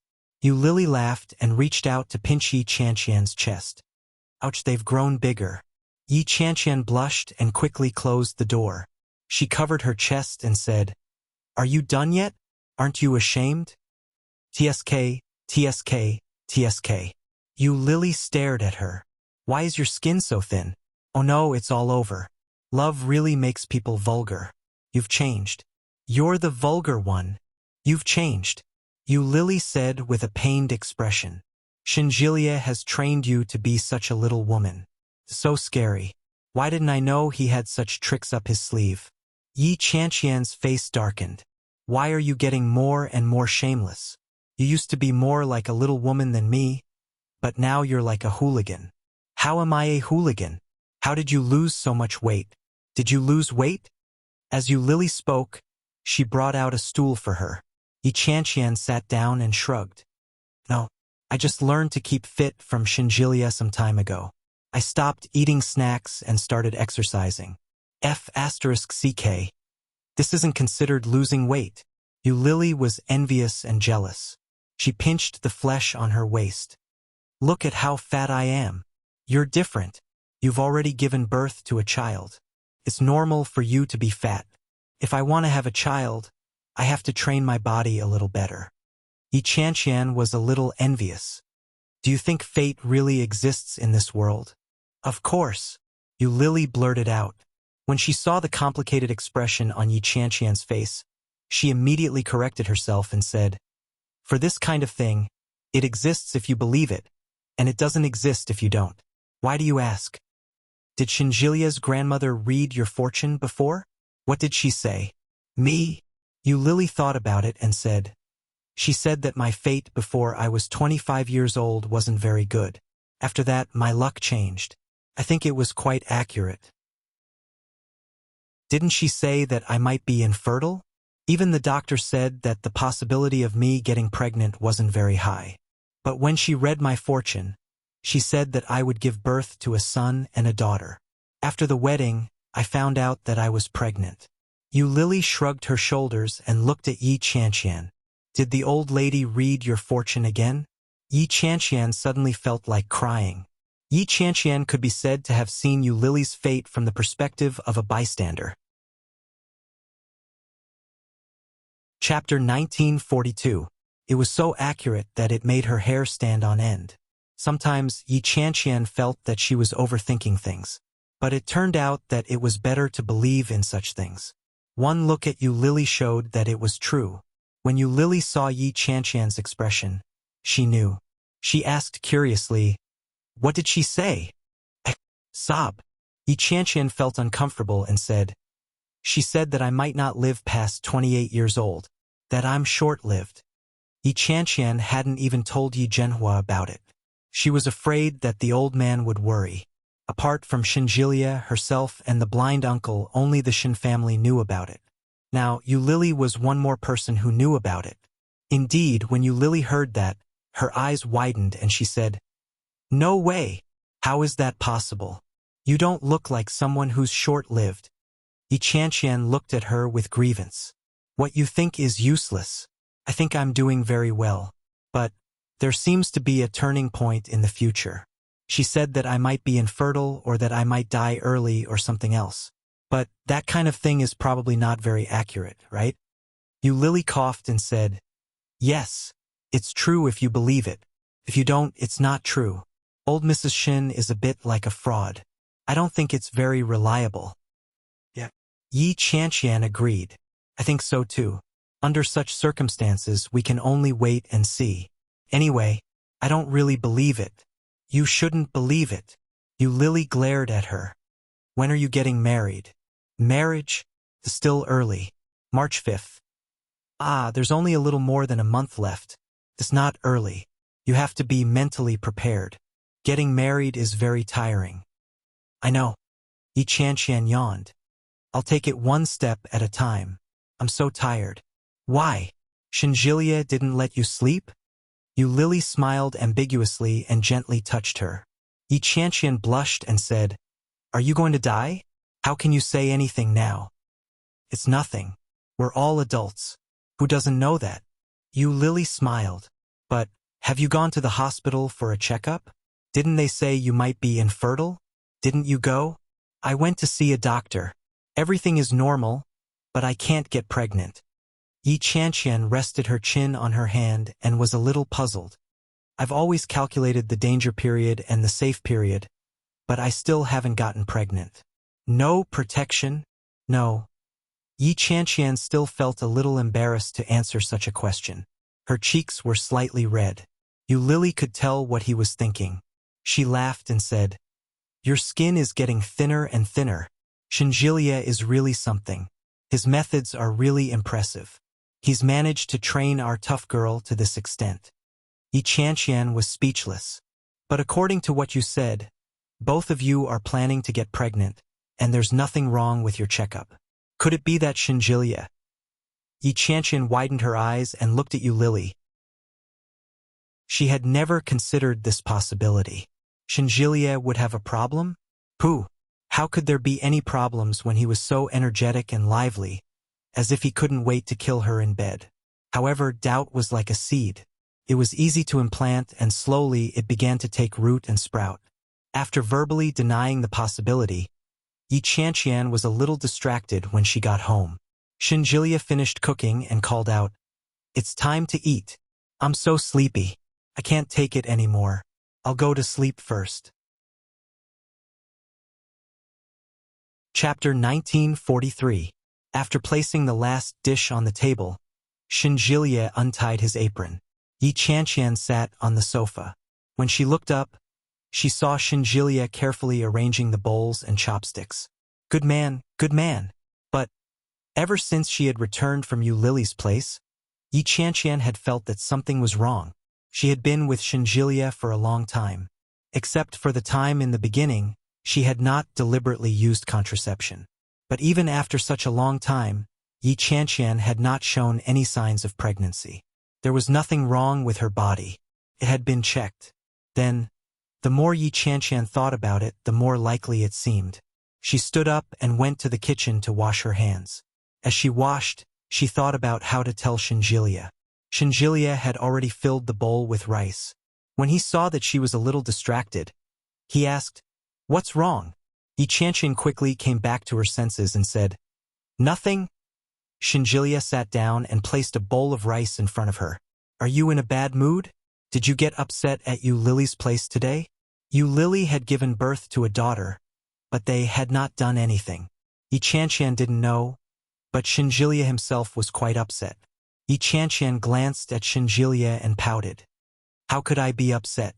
I just feel that there is something." "What is it? What is it?" Yi Qianqian didn't know either. But if she said it, would it affect Shinjilia's mood? But if she didn't say it, Yi Qianqian felt that it would affect her mood. Thinking about it, she felt a little depressed. Yi Qianqian didn't answer. Shinjilia frowned and asked, "What is it?" She quietly looked up at Shinjilia and found that he didn't look too good at the moment. He reminded her, "I feel that if I say it, it might affect your mood." It was rare for Yi Qianqian to be so hesitant. Shinjilia looked at her and didn't know whether to laugh or be annoyed. After a moment, he said, "Go ahead." Yi Qianqian picked up the bowl and took a bite. She chewed the rice in her mouth and whispered, "I'm thinking about the problem of the child." Shinjilia relaxed and said, "Huh." Actually, he had already guessed it. Yi Qianqian had been unhappy and distracted ever since she returned from work in the afternoon. It was most likely because of this matter. It was expected. Shinjilia took a sip of soup and waited for Yi Qianqian to continue. Unexpectedly, Yi Qianqian widened her eyes and looked at him. She asked, "Didn't we go for a checkup earlier? There's nothing wrong with my body, right?" "Yeah," Shinjilia replied. It was as if he already knew what she wanted to say. Raising his eyes, he stared at her. Yi Qianqian felt as if she had been seen through. He coughed lightly and said, "Then, we haven't used any contraceptives for so long, and we still haven't gotten pregnant. I'm thinking, is there something wrong with your body?" Shinjilia paused in the act of eating and put the bowl down. The delicious soup in his mouth suddenly became unpleasant. Sure enough, it was a sentence that affected his mood. He put down the bowl and looked at Yi Qianqian. "Did you hear it from Lily?" Yi Qianqian smiled awkwardly and didn't reply. Chapter 1944. Yi Qianqian quietly lowered her head and drank the soup. She didn't dare to look at him. It seemed to be a very unkind thing to have such doubts about a man. "Then what did you answer?" Shinjilia stared at her with curiosity in his eyes. Yu Lily's imagination was even more wild than Yi Qianqian's. If Yi Qianqian hesitated or admitted it, then in her eyes, her man's dignity would be lost. Shinjilia felt a little bad. When Yi Qianqian heard that, she coughed softly and said, "How could I answer? I said it was impossible, and then Lily didn't say anything else." "Oh," Shinjilia nodded. Yi Qianqian felt even more uncomfortable and said, "I think we can go for a checkup or something. Do we need to?" Shinjilia stared at Yi Qianqian. A pair of amber eyes, especially scorching. Yi Qianqian was scared by his gaze. She looked away and said, "I think, well, let's eat." Shinjilia had a strong feeling that if he let Yi Qianqian speak again, he would be even more upset. After eating, Yi Qianqian obediently went to wash the dishes. It was rare for a day when she didn't take the initiative to speak. She didn't even make a sound. Shinjilia sat on the sofa and sent a message to Luoran. "If a man is infertile, how do you treat it? I heard that Luoran has been a lot more obedient recently." It seems to be true. Luo Ran quickly replied. Luo Ran. Shinjilia. Luo Ran. You are infertile? Shinjilia. Luo Ran. F*ck. You didn't do anything outside, did you? Why are you infertile? Shinjilia. No, it's just that my woman hasn't been pregnant. She suspects that it's my problem. Luo Ran. Shinjilia saw the string of symbols and felt even more annoyed. He replied, Tell me what to do. Luo Ran. Well, men generally don't have this kind of situation unless it's congenital. Did your father and brother have this kind of situation? Shinjilia subconsciously thought of Shin Luo, and although he wasn't married, the number of women he had impregnated was indeed more than his. He replied, I don't think so. Luo Ran. That's right. Your brother is very experienced. Even he is fine. How could something happen to you? Shinjilia. Luo Ran. Go to the hospital for a checkup. Didn't you say that your woman is fine? If it's really you, then your woman will be wronged. Ha ha ha ha. Shinjilia. Finding Luo Ran was the wrong decision. Shinjilia threw his phone on the sofa in frustration. Then, he saw that Yi Chanqian had already tidied up the kitchen. Shinjilia walked forward and saw Yi Chanqian walking out with her head lowered, not daring to look at him. Taking her hand, Shinjilia pressed her down onto the sofa. Yi Chanqian was shocked. Just as she was about to speak, she was forcefully suppressed. Today, Shinjilia seemed to want to prove something. He was fast and ruthless. Most importantly, it was very, very, very long. Yi Chanqian couldn't take it anymore. Panting, she called out, Shinji. Let's go to the hospital together tomorrow. Shinjilia panted and leaned into her ear. Let's go have a look. Ayu, slow down. Yi Chanqian was sweating profusely and on the verge of tears. Chapter 1945. They went to the hospital early in the morning to register. Yi Chanqian sat by the side the entire time. Shinjilia's series of checkups took almost an hour. When he was well, he didn't look too good. They walked to the hospital's garage together. Shinjilia got into the car and said, There was a female nurse who took advantage of me just now. Yi Chanqian couldn't hold it in and burst out laughing. Shinjilia pursed his lips and glanced at her. It's true. Yi Chanqian quickly comforted him and said, All right, don't be angry, you shameless nurse. It was a man. Yi Chanqian laughed even louder. Shinjilia glared at her, and Yi Chanqian stopped laughing. Shinjilia drove away unhappily. He was in a bad mood. Shinjilia pursed his lips and didn't say a word. He soon arrived home. It was rare for Shinjilia to be like this. Yi Chanqian followed behind him in silence. They went upstairs and returned home. As soon as Shinjilia entered the house, he went straight to the bathroom. After taking a shower, he saw Yi Chanqian sitting on the sofa and pounced on her. Yi Chanqian felt as if she was facing a formidable enemy. She immediately shouted, Stop! Shinjilia didn't listen. He took off her clothes and said, Men who are infertile will have sexual disorders. Oh, sexual disorders? That didn't exist. Yi Chanqian felt as if she had died and come back to life again. The day passed in a daze. When she woke up, Shinjilia wasn't by her side. When she walked out, he was sitting on the sofa, looking at the computer. It was dim and the lights weren't on. Shinjilia was wearing a thin shirt and sitting cross-legged. Yi Chanqian walked over and hugged him from behind. Shinjilia's body was very cold, from his body to his face. He gently placed his big hand on the back of her hand and kissed it gently. Yi Chanqian glanced at his computer screen. There was a case on it. She could tell that it was the patient's information.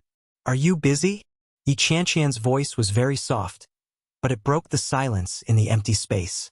Yeah, Shinjilia replied in a low voice. Are you hungry? Let's go out to eat. I'm not hungry. Yi Chanqian felt a little guilty. She asked, Do you want some noodles? I'll cook some noodles for you. You're going to make me eat noodles? Shinjilia glanced up at her. Yi Chanqian was taken aback. She blushed and said, Cook noodles. Shinjilia chuckled and quickly replied, Sure. Yi Qianqian released him and took out a coat from inside. She tossed it at him and said, "You won't freeze to death. Put it on." The corners of Xin Jilia's lips curled into a smile. He quickly put it on and seemed to have thought of something.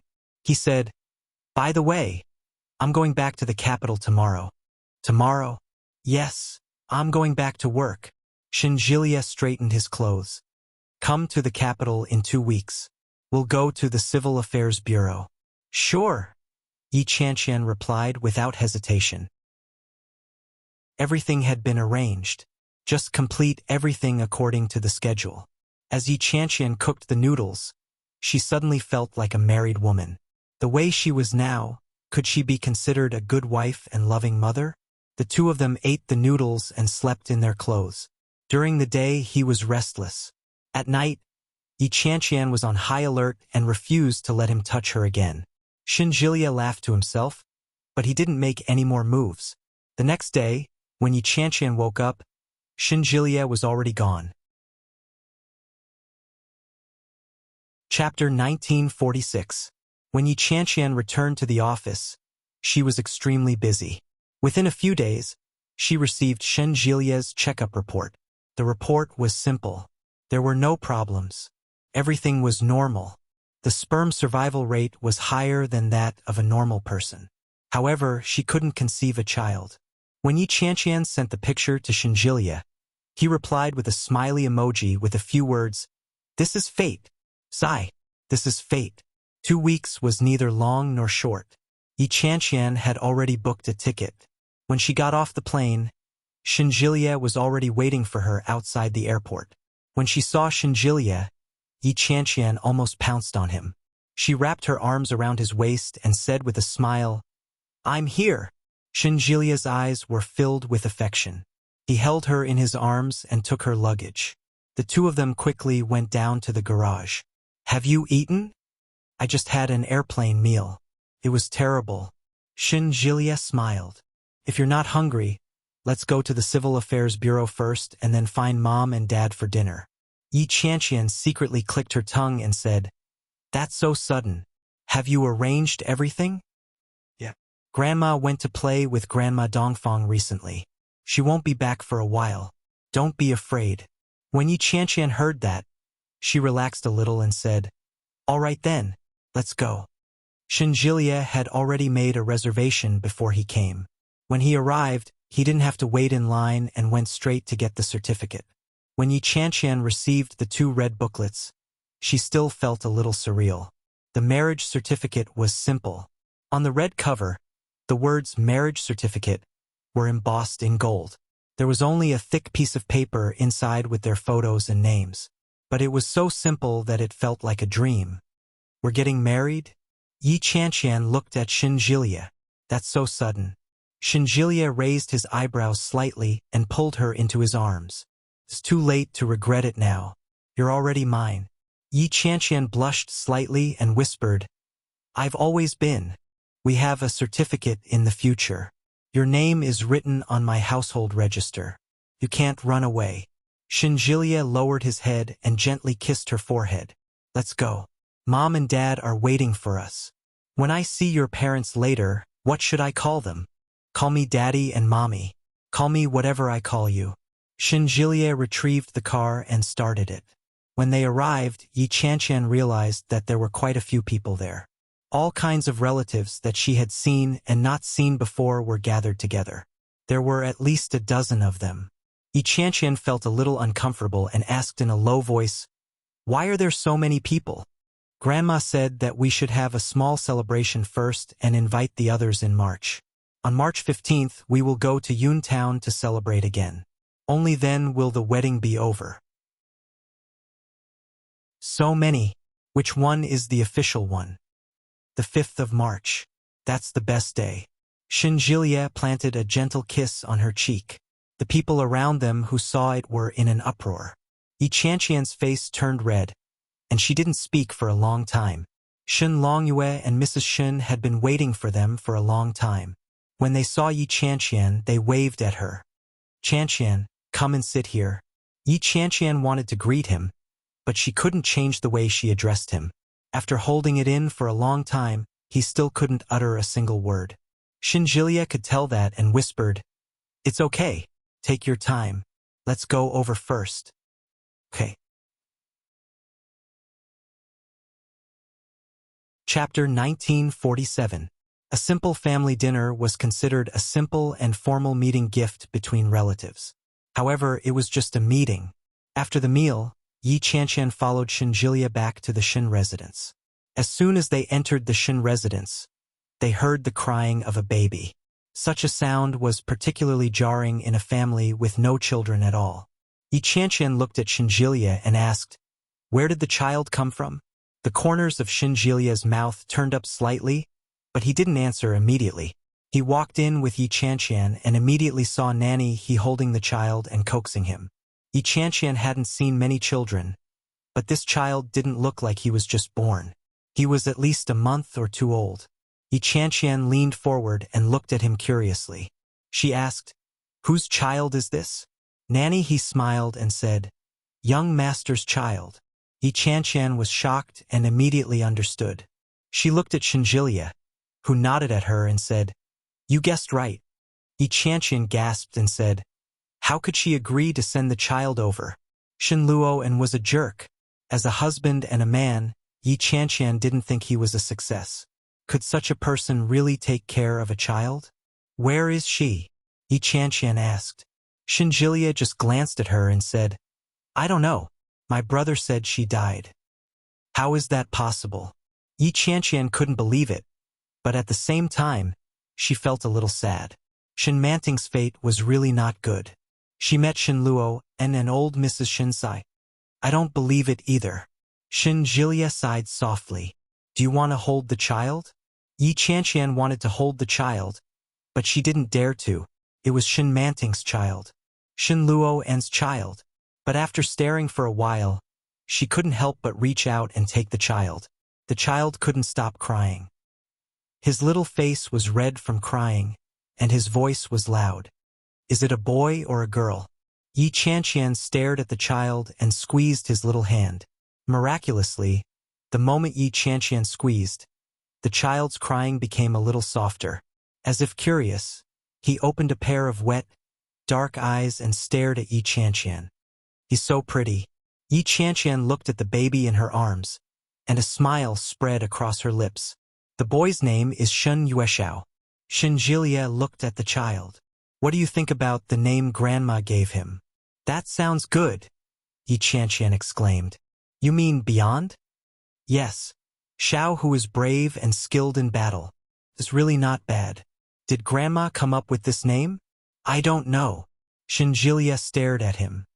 "The child was already here when I returned to the capital, but Sister Manting didn't come back."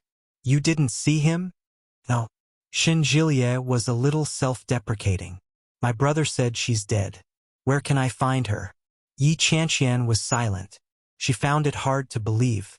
Shin Manting wouldn't die so easily, right? January 25th. Sunny. During the New Year, he came to visit me with more than a dozen bags of tonics. Without my permission, he entered the rented apartment without permission. I didn't dare to go home, and I got soaked in the rain. My stomach hurts. It's all because of this bastard. The 27th of January, rain. Her stomach hurt for a long time, but the baby still came out. It's a boy. It's said that children born during the New Year have the best lives. They won't be at a disadvantage in terms of age. They'll live a full life. Fortunately, the baby is very healthy and didn't get sick because of my malnutrition. Chapter 1948. What is the purpose of a person's life? If she asked this question, perhaps no one would know the answer. Shin Manting asked herself this question over and over again. What is the purpose of living? But after thinking about it for a long time, she still couldn't figure it out. But she didn't dare to die. She was like a gambler who had nothing left. She had risked everything, but in the end, she still lost everything. Originally, she wanted to give birth to the child and use it as a bargaining chip to threaten Shin Luo. Even Shin Manting herself didn't know what exactly she wanted to force him to do. However, the longer she got pregnant, the less she thought about it. As his belly grew bigger and bigger, his desire for this child grew stronger and stronger.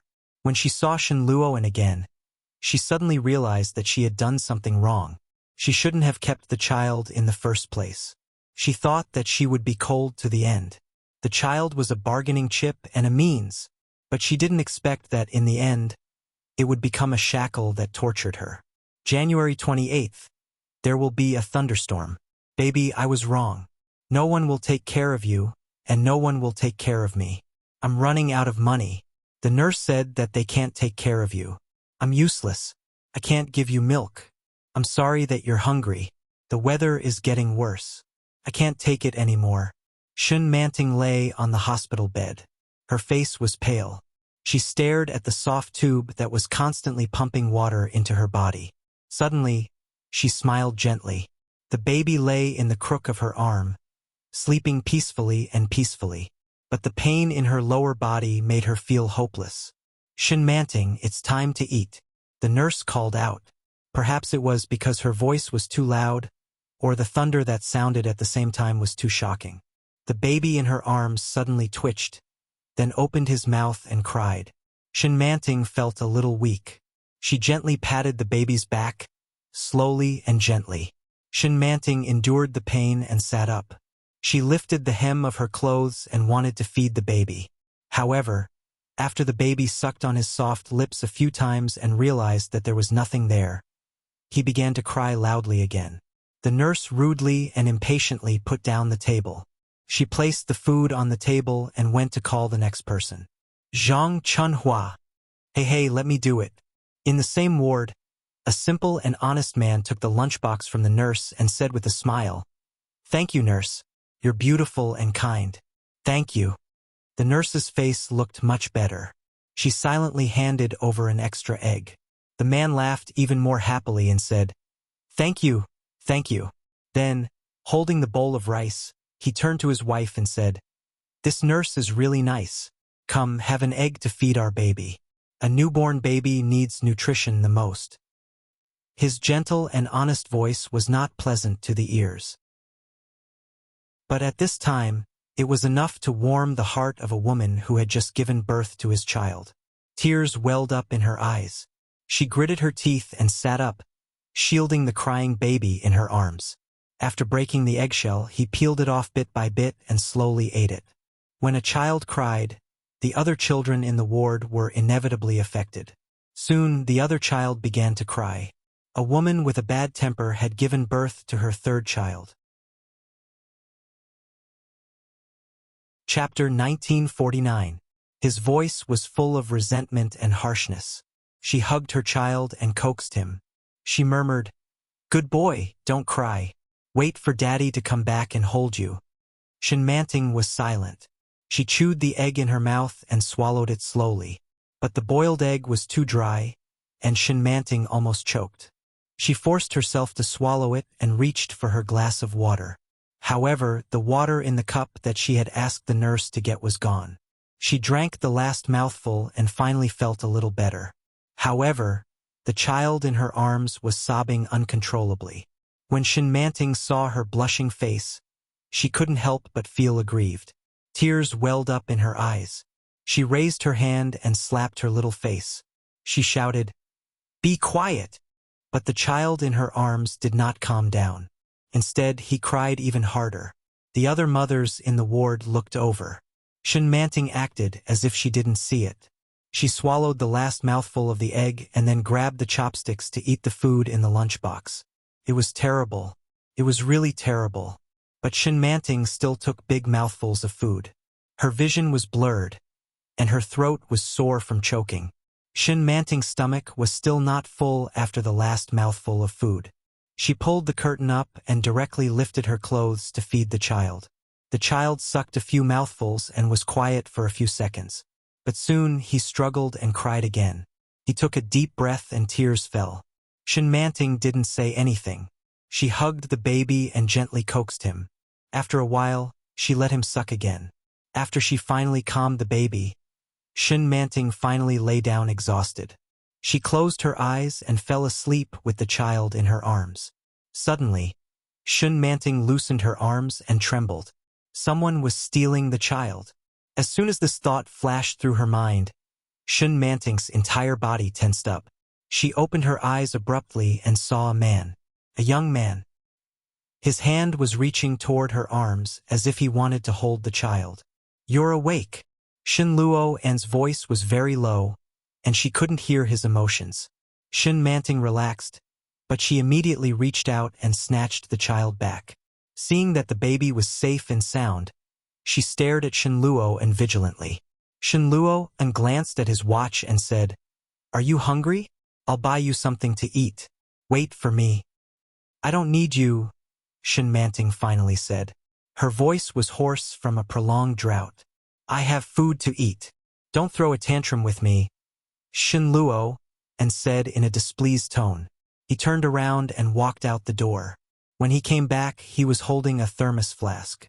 He opened it, tested the temperature, and said, "Drink some water." Shin Manting hadn't drunk water for a long time, and her mouth was extremely dry. Seeing the thermos flask, he subconsciously swallowed a mouthful of saliva. However, he couldn't do it no matter what. She turned her head away to avoid looking at him. She carefully placed the infant beside her. Shin Luo's face tightened.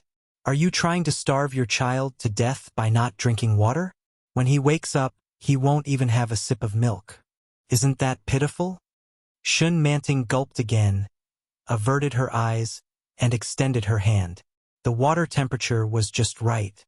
Shin Manting drank so quickly that her throat hurt, but at least he had quenched his thirst.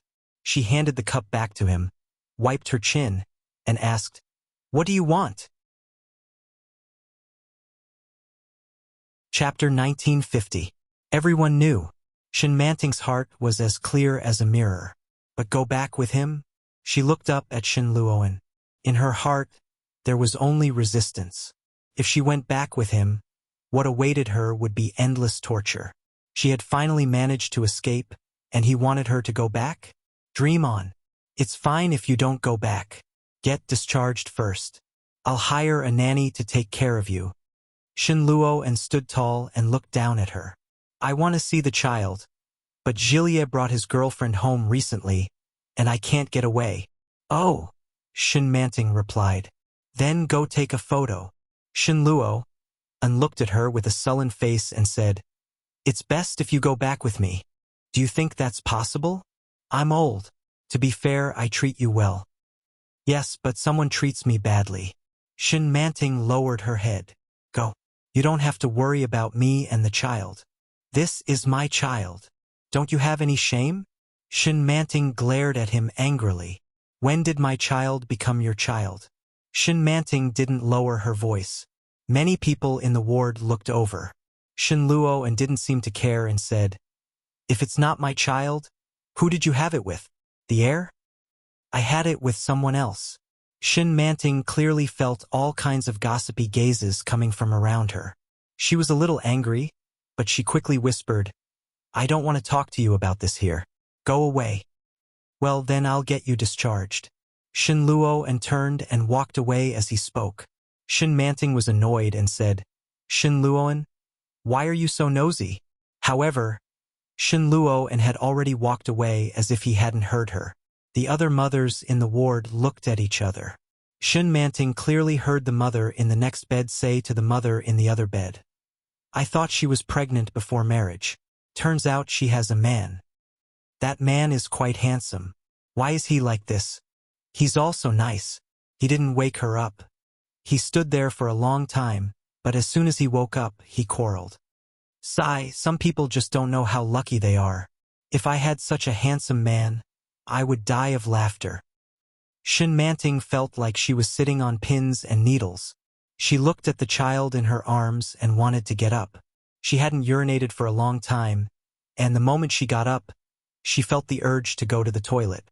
He carried the child and got up, but as soon as he got off the bed, he felt his legs go soft. She almost fell. She held onto the edge of the bed to steady herself and walked to the bathroom. There was a tray in the toilet for mothers and children. Shin Manting placed the baby on it and went to the toilet herself before she came out. As soon as she came out, she saw Shen Luo's anxious expression. Shen Luo's expression softened when he saw her. He heaved a sigh of relief and said, "What's going on? Why did you bring your child to the toilet? What if I accidentally fall?" Shen Manting felt a pang in her heart. As expected, a man who doesn't love you has a strange focus. He was actually worried that she would drop the baby. She pursed her lips and walked towards her bed with the child in her arms. "Let me give you a hug." Shen Luo and looked at her pink face, and his heart was filled with desire. This was his first child. Chapter 1951. I've already gone through the discharge procedures. This bed is not yours anymore. Shen Luo and looked at her. "Which things are yours? I'll pack them up for you." Shen Manting's expression suddenly changed, and she roared, "What right do you have to do that? I'm the child's father. I have the right to take care of your body." Shen Luo and pulled her up. "How can you take care of your body here? Come back with me. Look at this ward. Which woman is thinner than you? How can you take care of the child if you're so thin?" Shen Manting didn't know if it was an illusion, but she heard some heartache in Shen Luo's voice. She looked at Shen Luoan and saw that his face was unfriendly. He had lost a lot of weight compared to before. During this period of time, he had also experienced a lot of things. Shen Manting pursed her lips and didn't speak under the gazes of the gossipy people around her. Shen Luoan looked around and found nothing special. He said, "Buy whatever you need. Change your clothes. I brought you a set of clothes." As he spoke, he picked up 2 paper bags from the ground. Shen Manting saw that there was a bunch of flowers and a fruit basket on the ground. The flowers were beautiful and bright, and the fruit basket was beautiful and fresh. Shen Manting took the paper bag and saw that there was a down jacket inside. The color was beige, which used to be her favorite color. In the other bag was a slightly thin dress. She lifted it up and found clean underwear underneath. "I'll wait for you here." Shen Luo sat down and reached out to pick up the child. However, Shen Manting didn't hand the child to him. She carried the 2 bags into the mother and baby's room and put the child down before she changed her clothes with peace of mind. She didn't dare to give the child to him. If Shen Luo took the child away, she would really have nothing. After changing her clothes, Shen Manting glanced at her appearance in the mirror. Her face was sallow, and her overly thin cheeks were slightly sunken. Her hair was messy, and she didn't take care of it at all. She untied her loose ponytail and carefully tied up her hair. After wiping her face, she walked out with the child in her arms. The child had been sleeping as if he didn't feel hungry and slept carefreely. When she walked out, the other young mothers in the ward felt that Shen Manting's body had a new look. So beautiful. Clothes make the man. Hey, why do you have to be so pretentious when you have such a good man? I thought you were a girl from some family who secretly came here to give birth. That's right, you're going home with your man. These clothes aren't cheap, right? They look really good. Envious voices and secretly jealous gazes. Shen Manting accepted them one by one but didn't respond. Shen Luo squatted down and took out a shoebox. He said, "Wear shoes. 37, right? I don't think I'm mistaken." "You're wrong." Shen Manting lowered her head.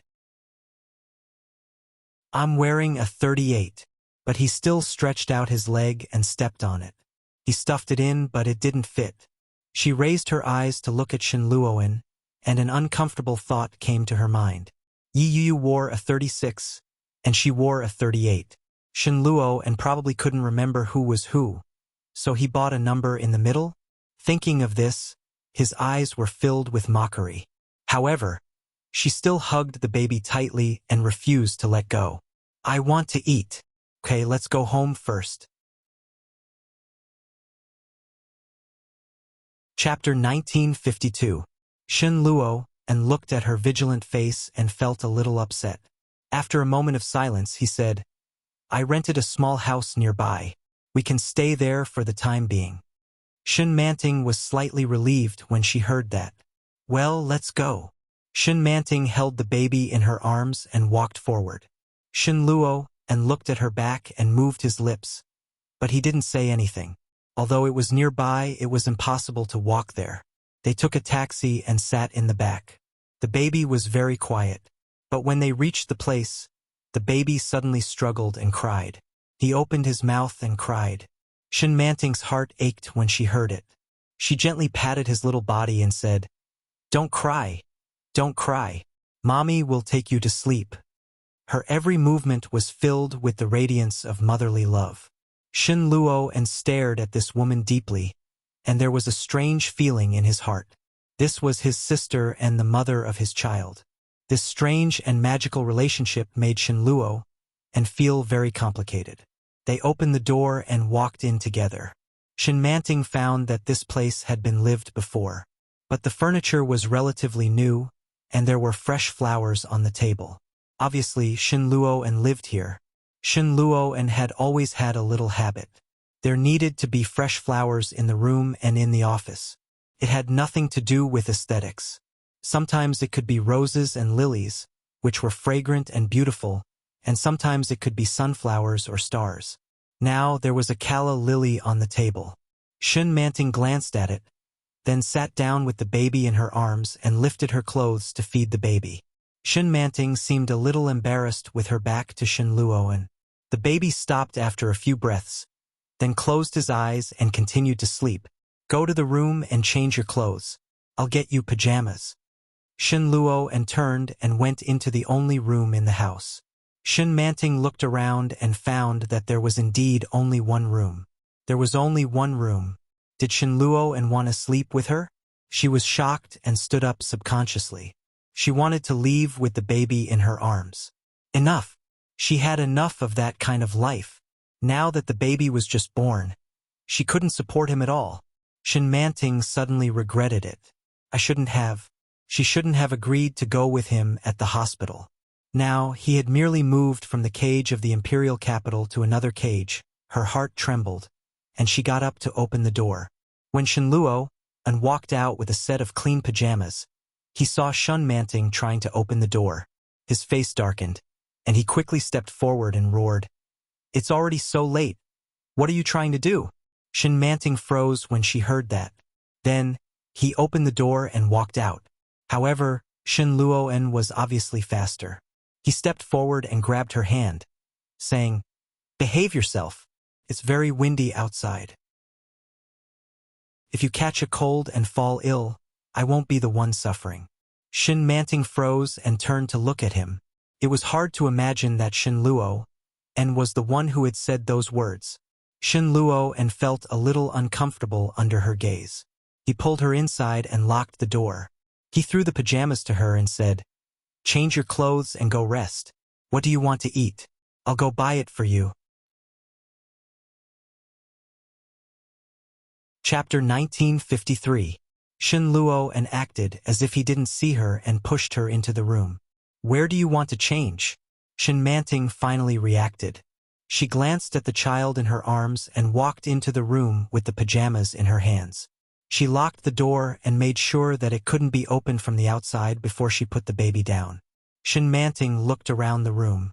The room was decorated very simply. She could tell that it had just been moved in. After changing into a new set of clothes, Shinmanting found that the room was warm and cozy. She touched the wall and found that it wasn't cold. She lay down and found that the soft bed was very comfortable. Shinmanting stretched her back comfortably. She was overcome by waves of sleepiness. She hadn't felt this way for a long time. She closed her eyes and fell asleep unknowingly. Shinmanting didn't know how long she had slept and was awakened by a knock on the door. The baby was still asleep. Shinmanting got up and suddenly remembered that she was no longer in the hospital. She opened the door and saw Shin Luo standing at the door. Seeing Shinmanting's sleepy look, Shin Luo sighed and said, "Come out and eat." "I'm not hungry." Shinmanting looked at him. "I just want to sleep." "Sleep after eating." Shin Luo pulled her up and looked down at her feet. "Put on your shoes." Shinmanting glanced at it and turned around. She only saw a pair of shoes that she had just put on. Shin Luo saw it and walked into the room. He took out a pair of cotton shoes from a corner and threw them on the ground. "Put them on." Shin Manting felt a little strange. After putting them on, she walked out obediently. Shin Luo and threw a warm towel to her and said, "Wipe your hands." Then he scooped her soup. The soup pot was a clay pot and seemed to be a little heavy. Did Shin Luo and bring it back like this? The strange feeling in Shin Manting's heart became stronger. She took a sip of the soup. It was crucian carp soup. It was delicious and sweet, but it was a little hot. Shin Manting couldn't help but take another sip and soon finished the bowl of soup. Looking at the empty bowl, Shin Manting smacked her lips and felt a little unsatisfied. "Eat." Shin Luo and glanced at her and said, "Don't eat too much." The rice pot was next to him. It seemed that Shin Luo and had steamed the rice himself. "Did you make this soup?" Shin Manting's instincts told her that it was impossible. Shin Luo was used to being pampered since he was a child. He had a nanny at home and was loved by his family. He had never had the chance to cook for himself. Sure enough, Shin Luo laughed when he heard this. "How is that possible?" "Oh!" Shin Manting felt relieved. Fortunately, if it was really made by Shin Luo, she was afraid that eating it would shorten her lifespan. Shin Luo looked at her. He didn't know whether he should explain or not, so he said, "I asked the aunt next door to do it. I told her that my wife had just given birth, so I hired her to take care of you for a month." Shin Manting almost choked on her food. His wife, Shin Luo, patted her on the back. She didn't know what he was feeling, but he continued, "She'll be officially taking you with her tomorrow." "How much money?" "Not much." Shin Manting lowered her head and murmured, "I'll return it to you." Shin Luo's expression darkened again. He retracted his hand without saying a word. Shin Manting didn't dare to speak. She picked up her chopsticks and ate without hesitation. The food was obviously made for pregnant women. There was little salt and oil, and it was very light. Chapter 1954. Shin Manting hadn't had a full meal for a long time. The hospital fees were too expensive. She had been staying in the hospital since a few days before her due date. During this period of time, she had to scrimp and save to raise the child. Therefore, she didn't dare to eat or use good food. She had prepared herself for the worst. If she really couldn't afford to raise the child, she would find an old man to marry. No matter what, she had to keep the child alive first. She didn't expect Shin Luo to come. While eating, Shin Manting suddenly felt a little sad. She lowered her head and drank the last mouthful of soup. She stood up and said, "I'm full. Call me when you're done. I'll wash the dishes. I'll go see the baby first." Shin Luo looked up and saw that Shin Manting's eyes were a little red. He didn't say anything and watched Shin Manting walk in. Shin Manting wiped her eyes and then looked at her son. Although his facial features were not fully developed, it could be seen that he looked very much like Shin Luo. Shin Manting gently squeezed his little hand and smiled slightly. "I bought milk powder and diapers. They're in the cabinet." Shin Luo's voice came in, followed by the sound of footsteps. "I'll be outside. Call me if you're busy." Shin Luo stood at the door and looked at her.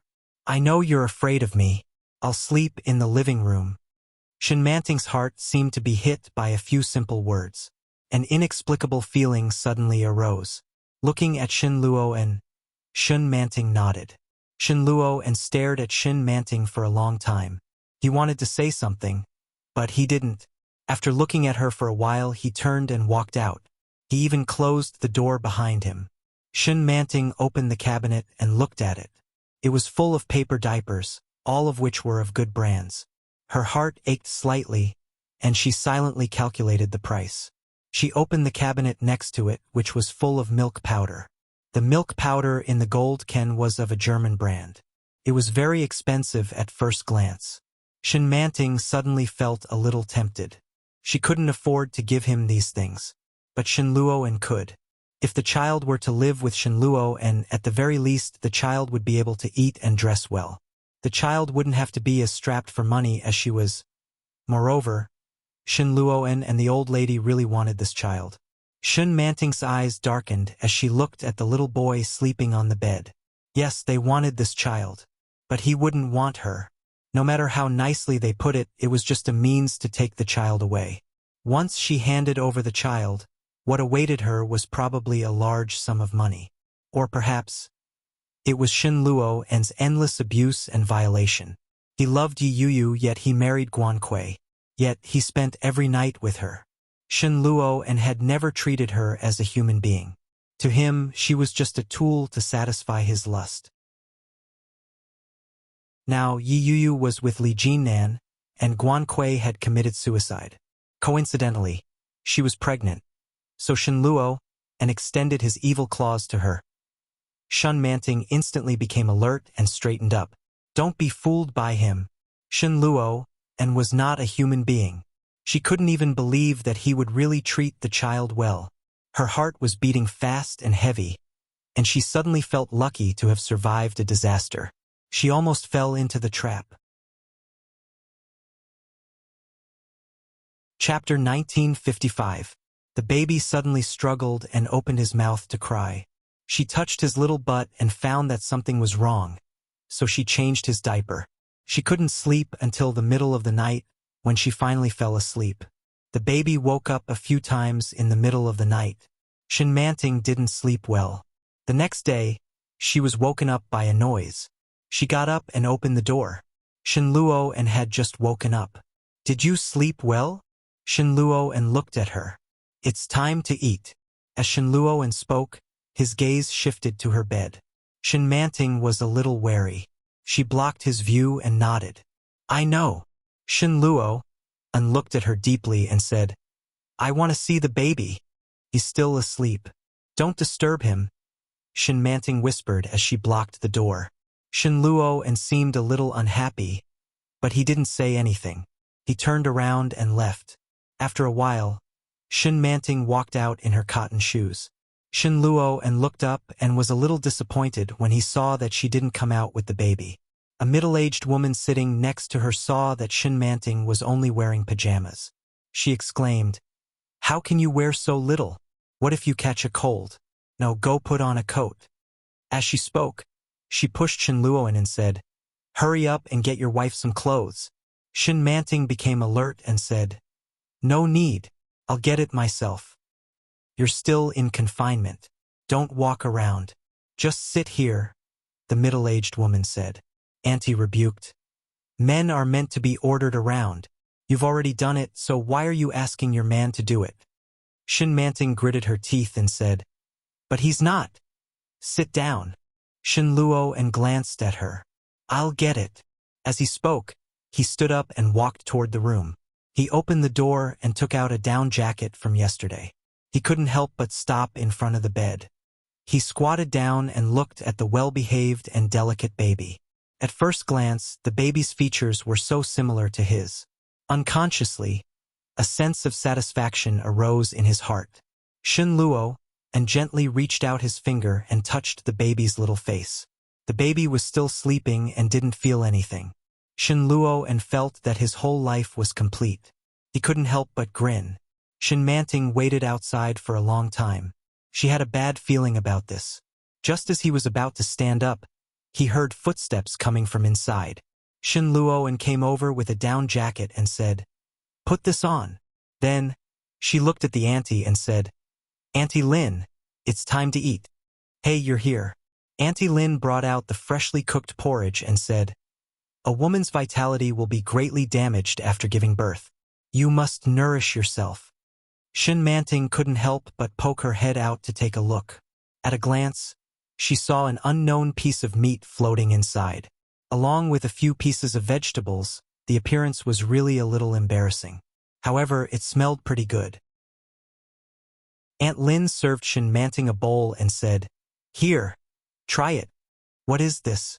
Shin Manting took a sniff but couldn't tell what it was. Auntie Lin did not say anything and said, Try it first. Shin Manting took a sip and said, It's sweet and fresh. Does it taste good? Not bad. Aunt Lin smiled and said, Eat more if you like it. Come, there's more in the pot. Shin Manting had a good appetite. She drank 2 bowls at once and said, It's delicious. What meat is this? It's quite smooth. Is it frog meat? Chapter 1956. Snake meat. When Shinmanting heard this word, she suddenly felt her stomach churn. She felt nauseous. She stood up and covered her mouth, wanting to leave. Aunt Lin immediately held her down and said, "Don't vomit. Snake meat is very nutritious. Come and drink some water." But Shinmanting couldn't control herself. Aunt Lin directly pressed her down and said, "You also think it's delicious. It's good for your health and milk. No matter what, you have to swallow it." Shinmanting looked at her uncomfortably, but when she heard Aunt Lin's words, she still forced herself to swallow it. Shinmanting took a sip of the water that was handed to her. After a while, she felt much better. But when she saw the porridge in the pot in front of her, she felt uncomfortable. The baby was crying inside. Shinmanting immediately got up and walked inside. When feeding, Shinmanting didn't know if it was an illusion, but she felt that the baby was eating better today. Did the 2 bowls of snake meat really work? She thought to herself, but she still felt very uncomfortable. No matter what, if she was asked to eat the snake meat again, she would definitely not eat it again. After the baby finished feeding, Shinmanting changed his diaper, and the baby fell asleep again. Shinmanting felt helpless and amused at the same time. She whispered, "Just like a little pig." Suddenly, she heard footsteps, followed by a knock on the door. There was no doubt that it was Shinluo. "Can I come in?" "No," Shinmanting thought. "I want to see the baby." Hearing this, Shinmanting subconsciously looked at the little baby in her arms. This face was very similar to his. If Shinluo saw it, would he be more determined to keep the baby? Shinmanting was hesitating, but she heard the sound of the door being opened. Shinluo was wearing casual home clothes, and his angular temperament seemed to have softened a lot. He looked down at Shinmanting and said, "Are you asleep again?" She didn't know if it was an illusion, but she knew he was asking about the baby. But a pair of eyes were looking at her. Inexplicably, she suddenly felt her heart suddenly jump. The turbulent feeling came suddenly, and Shinmanting immediately lowered her head. She glanced at the sleeping baby and replied, "He's asleep." Shinluo walked forward and looked at the swaddle. "Can I hold him?" Shinmanting looked up and saw the desire and inquiry in his eyes. Shinmanting's heart fluttered, and she found it impossible to refuse. Shinluo. He seemed to have changed. She hesitated for a moment before pushing the child forward and saying, "Be careful. Don't hurt the baby." When Shinluo saw that she had agreed, he was overjoyed, and a sincere smile appeared on his face. She reached out with both hands and gently picked up the child. The fragrant smell of milk and the soft, warm, swaddling clothes were in his arms. Shinluo felt his heartbeat quicken. It was very clear. His gaze swept across the child in his arms. Those eyebrows and those eyes were so similar to his own. Shinluo felt a sense of satisfaction that he hadn't felt for a long time. He asked, "Have you thought of a name for the baby?" Shinmanting wasn't in the mood to name the baby. She suddenly remembered when Shinluo mentioned it. She looked at the baby's pink and tender cheeks and shook her head gently. "Well, let me think." Chapter 1957. He's going to name the baby? Shinmanting was shocked. She suddenly felt annoyed that someone was coveting her things. She frowned and reached out her hand, saying, "Give me the baby." As she spoke, she took the baby in her arms. Shinmanting's voice was a little heavy. No matter how stupid Shinluo was, he could see that this woman was angry. Shinluo pursed his lips and frowned. Seeing Shinmanting's vigilant look, his good mood suddenly sank to the bottom. His gentle eyes became colder. "Shinmanting, what do you mean?" Shinluo's voice was not loud, but the anger hidden in it was obvious. Shinmanting heard this and shrank back. She looked up and saw Shinluo's angry face. She lowered her head and said coldly, "The baby is afraid of strangers. He will cry later." "Afraid of strangers?" Shinluo suddenly laughed. "You can make up a better excuse if you want to brush me off." Afraid of strangers? He's only been born for a few days and you're telling me he's afraid of strangers? Enchanting did not speak but hugged the baby tighter in her arms. The baby was hers. The baby was hers. Even if he was the baby's biological father, she would not allow him to take him away. Enchanting did not say these words out loud. She held the baby in her arms, but her heart was not at all confident. En's tone was not light, but Enchanting's silence made him feel that it was meaningless. She gritted her teeth, stood up, and turned to leave. She closed the door, making a sound that was neither light nor heavy. The baby seemed to feel something, but it seemed that he did not notice anything. He pursed his lips, and then his breathing returned to normal. Looking at the closed door, Enchanting's eyes were sore and her breathing stagnated. Her heart seemed to be hit hard by something. She looked up at the ceiling above her head. The room was quiet. February 1st, cloudy. I don't know where Shenluo went, but Aunt Lin is still here to take care of me and the baby. I know that I must have angered him yesterday, and he did not come back last night. Thank God. I can finally take care of the baby and have a good night's sleep. I hope he forgets me and doesn't come again. February 8th, sunny. Shenluo left for a week and never came back. Thanks to Aunt Lin's care, I could feel my body getting better and better. The baby was awake more and more. Sometimes he could open his eyes and look at me. He was very satisfied.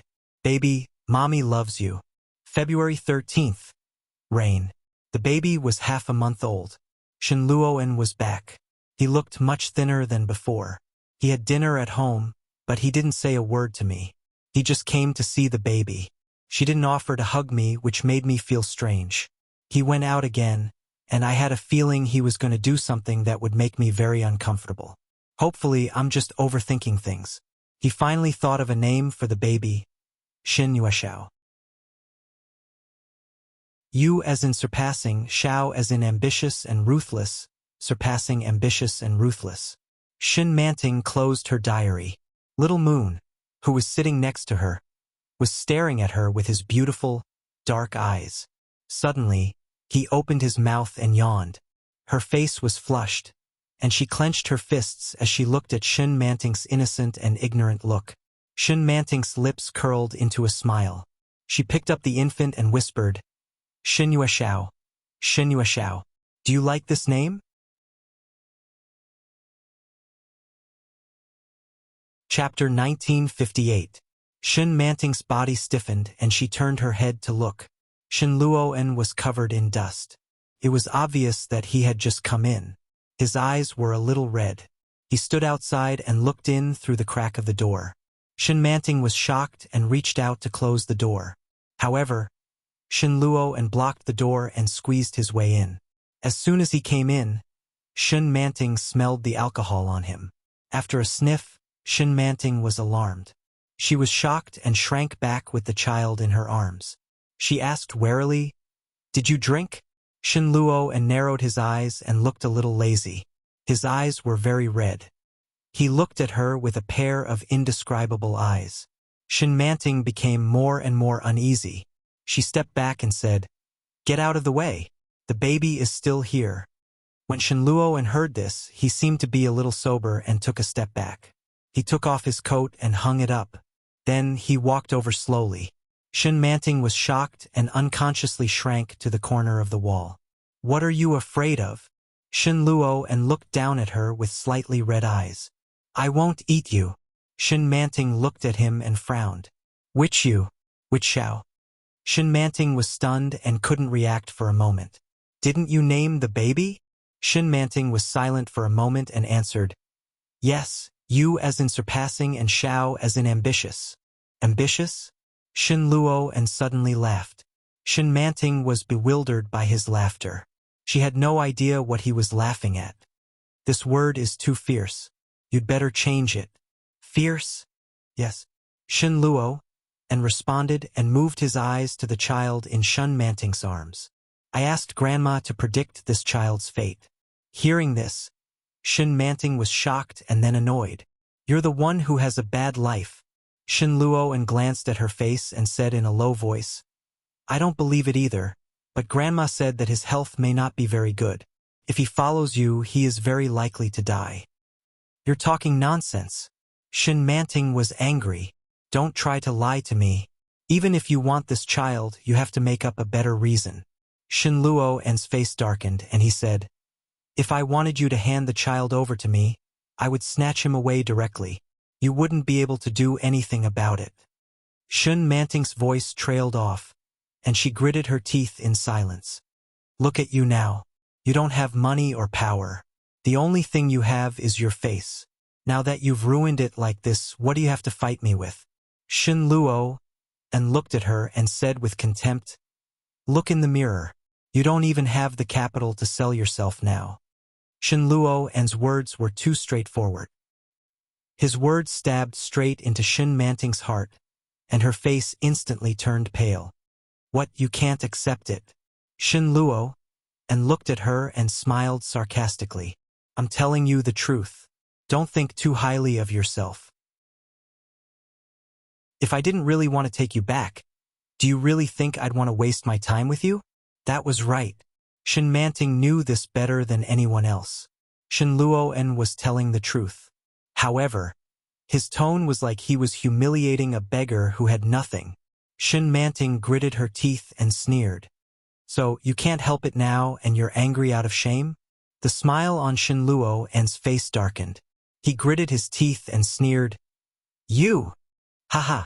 Shin Manting sneered, but she didn't say anything.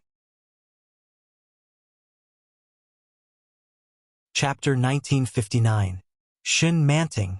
The words were squeezed out from the gaps between his teeth. Shin Luo's eyes were bloodshot as he glared at her. She felt a chill run down her spine. However, after staring at him for a long time, he finally sneered. Shin Luo was even more furious, and his grip on her hand tightened. Shin Manting closed her eyes and hugged the baby tighter. Seeing her like this, Shin Luo suppressed his anger and flung his hand away in exasperation. I'm going to take a shower. I dare you to lock the door. With that, he kicked the door open and walked out. There were no lights on outside, so it was pitch black. Shin Manting immediately stood up, closed the door, and locked it. Shin Manting turned off the lights and lay on the bed with the child in her arms. Shin Luo, who was outside, heard the commotion inside. The anger in his heart somehow dissipated. He stared at the darkness around him and took a deep breath. Seemed like a sigh, but it wasn't. Childish. Shin Luo took a shower and took out the keys from the drawer. He opened the door and walked in.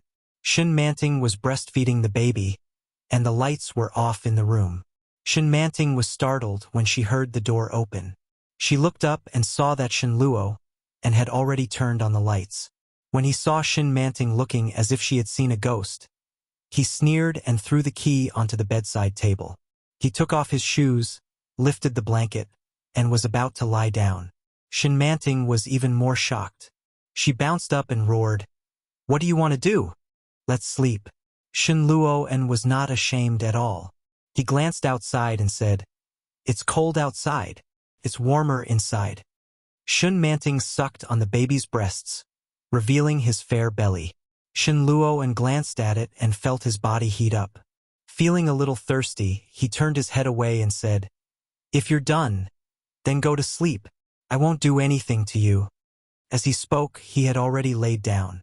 Shin Manting tilted her body slightly and felt her hair stand on end. She looked at him and said, "Then you sleep here. I'll sleep somewhere else." His tone was filled with lingering fear, and his voice was trembling with unwillingness. Shin Luo's face darkened. He got out of bed and locked the door. "Sleep here." Shin Manting felt as if her heart was being pierced, and she felt extremely uncomfortable. She gritted her teeth and looked at him. Then she glanced at the infant. After standing there for a while, he felt a chill. The first month was definitely not a warm day. When the child was full of milk, Shin Manting couldn't take it anymore. It was very cold. "Give it to me." Shin Luo reached out and glanced at Little Moon. She glanced at him, then sat down on the edge of the bed with the child in her arms.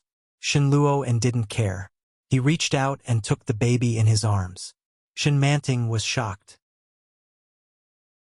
Just as she was about to speak, she caught a glimpse of En's inexplicably happy face. For some strange reason, he loosened his grip and the baby was carried away. Little Moon had been born for more than half a month. This was the second time Shenluo and had a child in his arms. Compared to the last time, the little doll was obviously heavier. Although the increase was not significant, Shenluo could clearly sense the changes. Shenluo's eyes crinkled, and his heart melted. He whispered, "Daddy's little darling."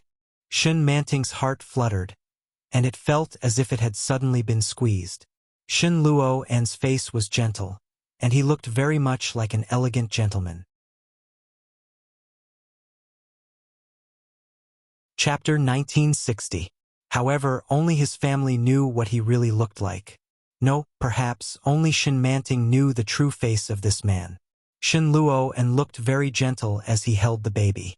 He looked different from when he was facing her. He was playing with the baby, but the baby didn't respond at all. However, Shenluo didn't seem to feel bored at all. Instead, he looked very happy. "Say something else," Shenluo suddenly said. Enchanting was stunned and looked at him. "What?" "Shen Shao. Shao as in brave and good at fighting." Shenluo held the baby in his arms, and the smile on his face gradually disappeared. He looked at Enchanting and said, "Shao as in ambitious and fierce." His tone sounded like he was asking for Enchanting's opinion, but it didn't seem like it. For a moment, Enchanting suddenly couldn't understand this man's attitude. Facing his gaze, Enchanting had an indescribable feeling. She slightly avoided his gaze and then responded, "Okay." Shenluo's expression softened and he said, "Go to sleep. It's getting late." He carefully placed the baby in the middle of the bed. The bed was very big. It was 2 meters long and was enough for 2 people to lie down. Shenluo fell asleep. She didn't know whether he did it intentionally or not, but his whole body shrank to the corner. Not to mention the distance between Enchanting and the baby, there was still some distance between him and Enchanting. Enchanting's heart, which had been silent for a long time, suddenly jumped. Looking at him, Shenluo had already closed his eyes. "Is he afraid of scaring me?" After a long time, she got up and turned off the light. She lifted the quilt, lay down, and closed her eyes. However, the sleepiness just now seemed to be an illusion. Enchanting couldn't fall asleep no matter how hard she tried. Her mind was full of Shenluo. He was clearly sleeping beside her, but he kept messing around in her mind. Enchanting didn't know how long she kept her eyes open, but she felt sleepy again. However, the baby next to her suddenly moved, and then there was a small cry. Enchanting reached out and gently patted the baby. She softly coaxed, "Little Moon, be good. Don't cry." The baby really quieted down. Enchanting yawned and closed her eyes. After sleeping for a few minutes, the baby woke up again. The moment she opened her mouth, she began to cry. Her small hands and feet flailed about restlessly. Enchanting swept him over and tested his diaper. When she didn't find anything strange, she lifted his shirt and started breastfeeding him. Enchanting kept her eyes closed throughout the entire process, habitual and numb. However, he didn't seem to be impatient at all. Shenluo witnessed everything in the dark. He looked at her with a burning gaze. Enchanting didn't notice anything. After feeding him milk, Enchanting put down her clothes and soon fell into a deep sleep. Shenluo closed his eyes again, but he didn't sleep for long before the baby woke up again. It wasn't easy to raise a child. Shenluo finally experienced it. The baby woke up 5 or 6 times in one night. Every time Enchanting woke up, she would either feed him or change his diaper. Every time he switched on the lights, his eyes would be blinded. Enchanting felt an indescribable joy in her heart when she saw it. She unconsciously slowed down the process of changing the baby's diaper.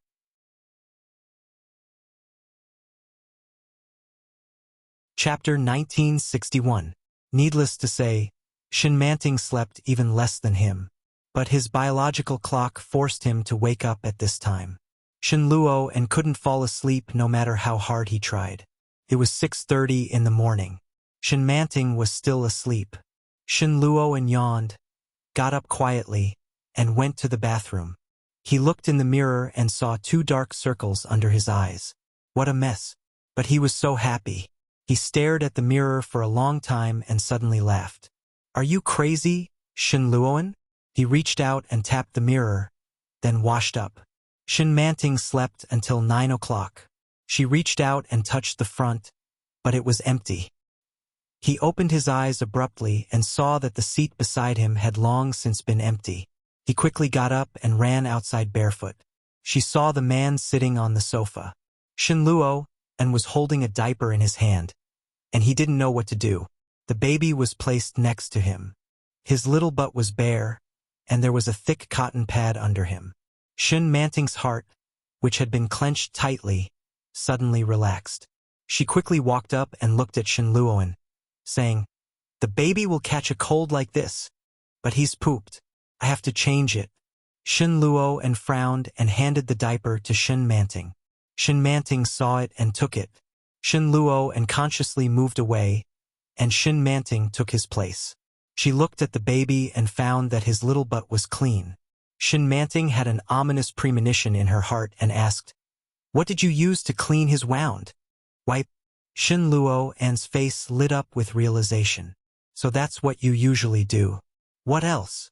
Shin Manting was even more shocked. "Don't tell me you washed him directly in the water?" Shin Luo An heard this and suddenly felt a little guilty, but he didn't say anything. Shin Manting was annoyed and hit him with the clean diaper. "What if he catches a cold? Go away."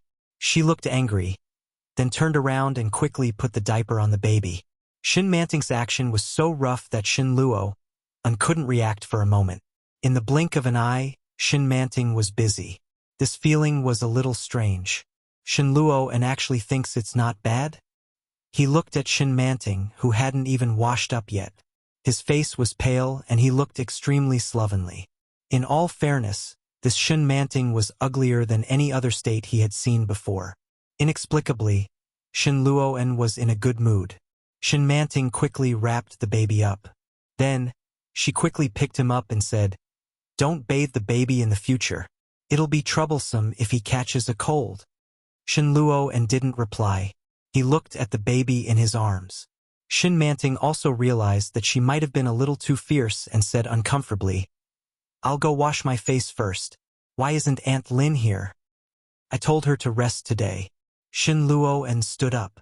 "What do you want to eat? I'll go buy it." Shin Manting asked, "Is the food outside edible?" "The food sold in these small places is very dirty." "What does Aunt Lin usually do for you?" "Cooking porridge will take a long time." "How long?" "About an hour," Shin Manting said as she glanced at him. "Forget it. Go ahead and buy it. It'll take too long if you start cooking now."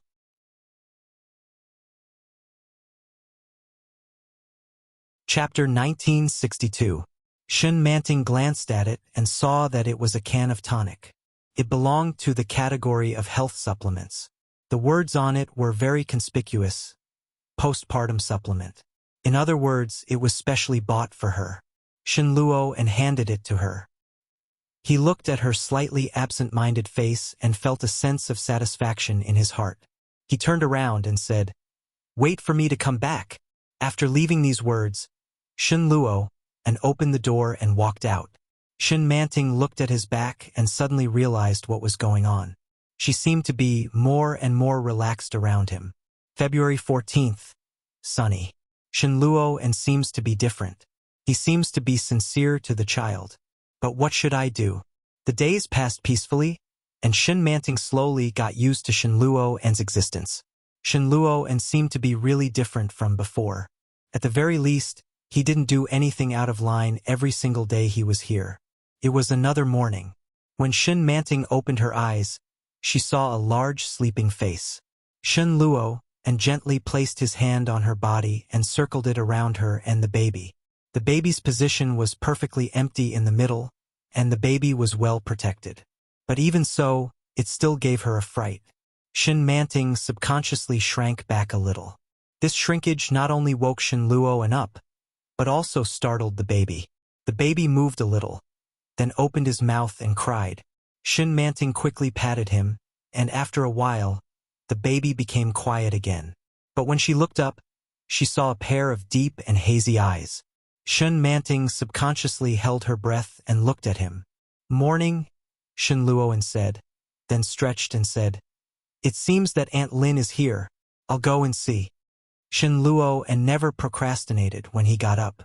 Shenmanting looked at the other half of the bed in front of her, slightly absent-minded.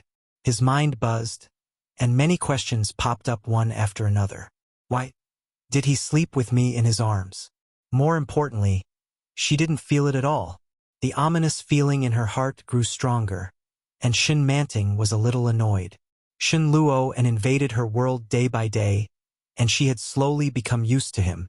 However, it was impossible for Shenluo to have the patience to play house with her and play the role of the husband of this nameless family of 3. His target was definitely the baby. Once she let her guard down, he could snatch the child away, right? The more he thought about it, the more terrifying it was. Shenmanting broke out in a cold sweat because of her own thoughts. This situation was too terrifying. However, he had to be on guard. Shenluo could really do such a thing. Shenmanting also got up to wash up, but she looked a little absent-minded. When he came out, the baby had already been carried out. Shenluo sat on the sofa and fed the baby. The baby held the bottle with both hands and sucked contentedly. The feeling in Shenmanting's heart suddenly became stronger. She looked at them, walked over and said, "Let me do it." However, Shenluo was unwilling to do so. He said, "There's no need for that. Go and have breakfast first. I'll take your turn later." He had a silly smile on his face. Shenmanting hesitated for a moment but didn't say anything. She turned around to eat breakfast. Suddenly, Shenluo, who was sitting on the sofa, laughed and said, "Look, our son is smiling at me." Chapter 1963. He didn't notice that Shenmanting's body stiffened slightly when he said, "Our son." Shenluo walked over with the baby in his arms and crouched down.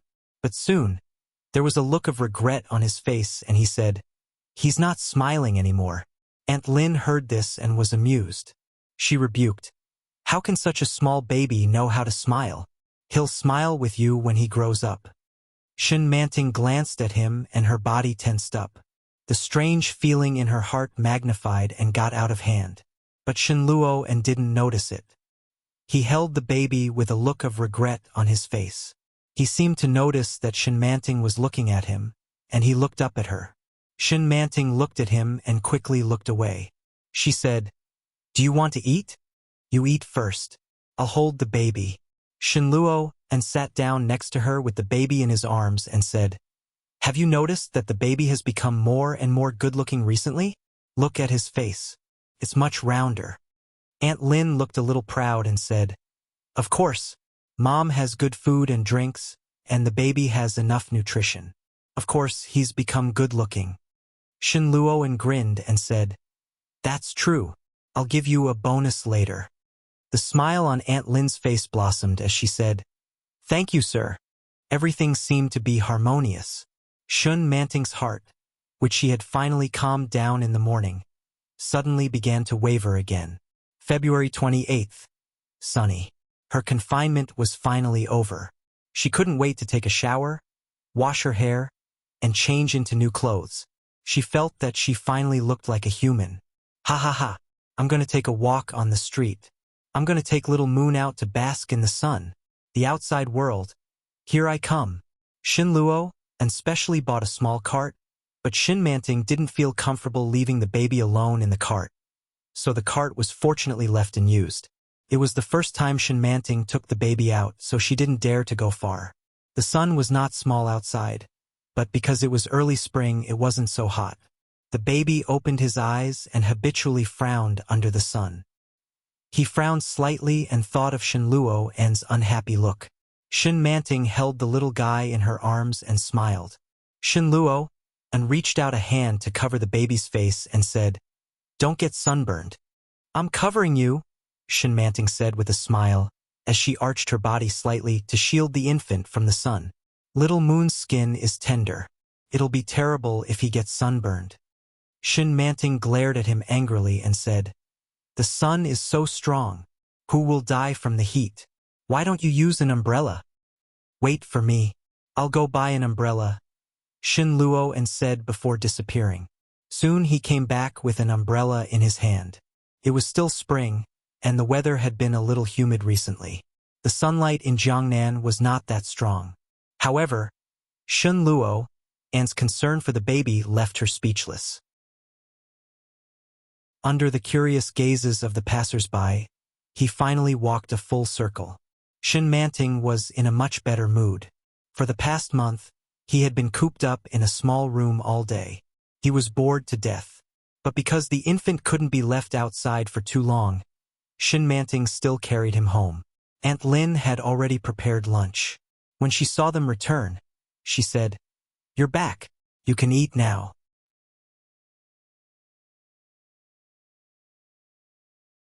Chapter 1964.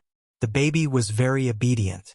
Shin Manting washed her hands, scooped some rice and sat down. Shin Luo and did the same. He quickly sat down beside her. Delicious dishes were placed in front of them. The two of them sat next to each other, but Shin Manting did not move away. Even Shin Manting didn't realize that she had become more and more tolerant of Shin Luo, and over the past month. Shin Luo and glanced at her and smiled. "That, sir?" Aunt Lin wiped her hands with her apron. There was already a thin layer of sweat on her face. When he spoke, Shin Manting and Shin Luo and looked at him. Aunt Lin looked a little apologetic and said, "You see, Manting is out of confinement now. I promised to take care of her until then. I won't be coming tomorrow." Shin Manting was shocked and asked, "Why are you in such a hurry?" "Yes." Aunt Lin looked apologetic. "My daughter is about to give birth. She has been nagging me for the past few days." Shin Luo and frowned. Shin Manting also felt that it was a little sudden. Aunt Lin's cooking was good, and she was kind. Most importantly, she was attentive. For the past month, she had been teaching him. His mother was supposed to do all the postpartum chores, but Aunt Lin did it all. There was no doubt that Shin Manting was reluctant to tell them that she was leaving. Seeing their reaction, Auntie Lin said, "I agreed to work for a month, not only because Sir offered a high salary, but also because it's a suitable time for my daughter. Aren't you going back to the capital? Why don't I help you go back to the capital? Just in a few days. What do you think? Back to the imperial capital?" Shin Manting's heart skipped a beat, and she subconsciously glanced at Shin Luo. Shin Luo and didn't seem surprised at all. He nodded and said, "All right, thank you for all this time, Aunt Lin." Aunt Lin finally heaved a sigh of relief and said, Of course, of course." Soon Aunt Lin left. After he left, no matter how delicious the food was, Shin Manting felt that it was tasteless. Back to the imperial capital? She was not going back. However, Shin Luoen was from the capital. Over the past month, other than going back a few times, he spent most of his time here. He couldn't stay in Jiangnan for the rest of his life, right? Shin Manting felt vexed. It was supposed to be a happy day, but why couldn't he be happy? "If you don't want to go back, you can wait." Shin Luoen said, "The baby is a month old. I've already told my parents about the registration." "Register me in your household register?" Shin Manting looked at him with a reluctant expression on her face. Shin Luo put down his chopsticks and said, "My parents and grandma are looking forward to seeing little Moon. Ever since the baby was born, they've said more than once that they wanted to visit you and their grandson." Shin Manting's expression darkened. "But I was afraid that you wouldn't agree, and I didn't want to scare you, so I didn't let them come." Shin Luo looked at her. "They're old. This is their first grandchild." "I'm not young either," Shin Manting said in a low voice. "This is my first child. You're also my first." Shin Luo's gaze softened. "Manting, come back with me." "Go back." Shenmanting sneered. Like a parasite, I'll be imprisoned and raped by you? Shenmanting's eyes had turned red, and her eyes were filled with obvious hatred. Chapter 1965. Really? Shenmanting slammed her chopsticks on the table. Is this how you talk to me nicely? Shenluoan glanced at the chopsticks she had slammed down and said with a sullen face, Do you have to talk to me like this? Her anger quickly spread. Shenluoan's whole body seemed to be stained with cold air as he glared at her. Shenmanting looked at Shenluo and naturally thought of the man in front of her as the Shenluo, and who used to treat her like an ant and a sex slave. She sneered and said sarcastically, Yes, this is Shenluoan. Shenluo narrowed his eyes and asked, What do you mean? You've been pretending for a month. Are you tired? Shenmanting stood up and turned to leave. Shenluo grabbed her hand and gritted his teeth. No matter what your choice is, I'm going to have the child. I've been here for so long not to play house with you. Shenmanting felt a stab in her heart. She swung her hand back with a cold face. Shenluoan's grip on her hand tightened. You've finally shown your true colors, haven't you? Shenmanting gritted her teeth and looked at him with red eyes. You can't pretend anymore, can you? You've finally shown your true colors, haven't you? In fact, you've been here for so long for Little Moon. For your son. Her voice was not soft and woke up Little Moon, who was sleeping soundly. The baby moved a little and then cried childishly. Shenmanting, Shenluo, glanced in the direction of the baby and then threw her away. Be polite. I've been with the child and you for the past month. Ha! Shenmanting took a step back. You make it sound so good. Do you think I'll believe you? Shenmanting, Shenluo, suppressed his anger and clenched his fists tightly. He walked up to her step by step and said, I'm not staying just for the sake of the child. If you're willing, I can marry you. Go to hell. Shenmanting roared and instantly erected all the barbs on her body like a hedgehog. I'd rather marry a dog than marry you. You're a pervert who raped and humiliated your own sister. Shenluo gritted his teeth and roared, Are you done? You know we have nothing to do with each other. Yes, it doesn't matter, Shenmanting said with a laugh. That's why you could lock me up for so long and rape me every day without feeling guilty. That period of time was comparable to hell. She was almost blinded by Shenluo during this period of time. But Shenluo was Shenluo.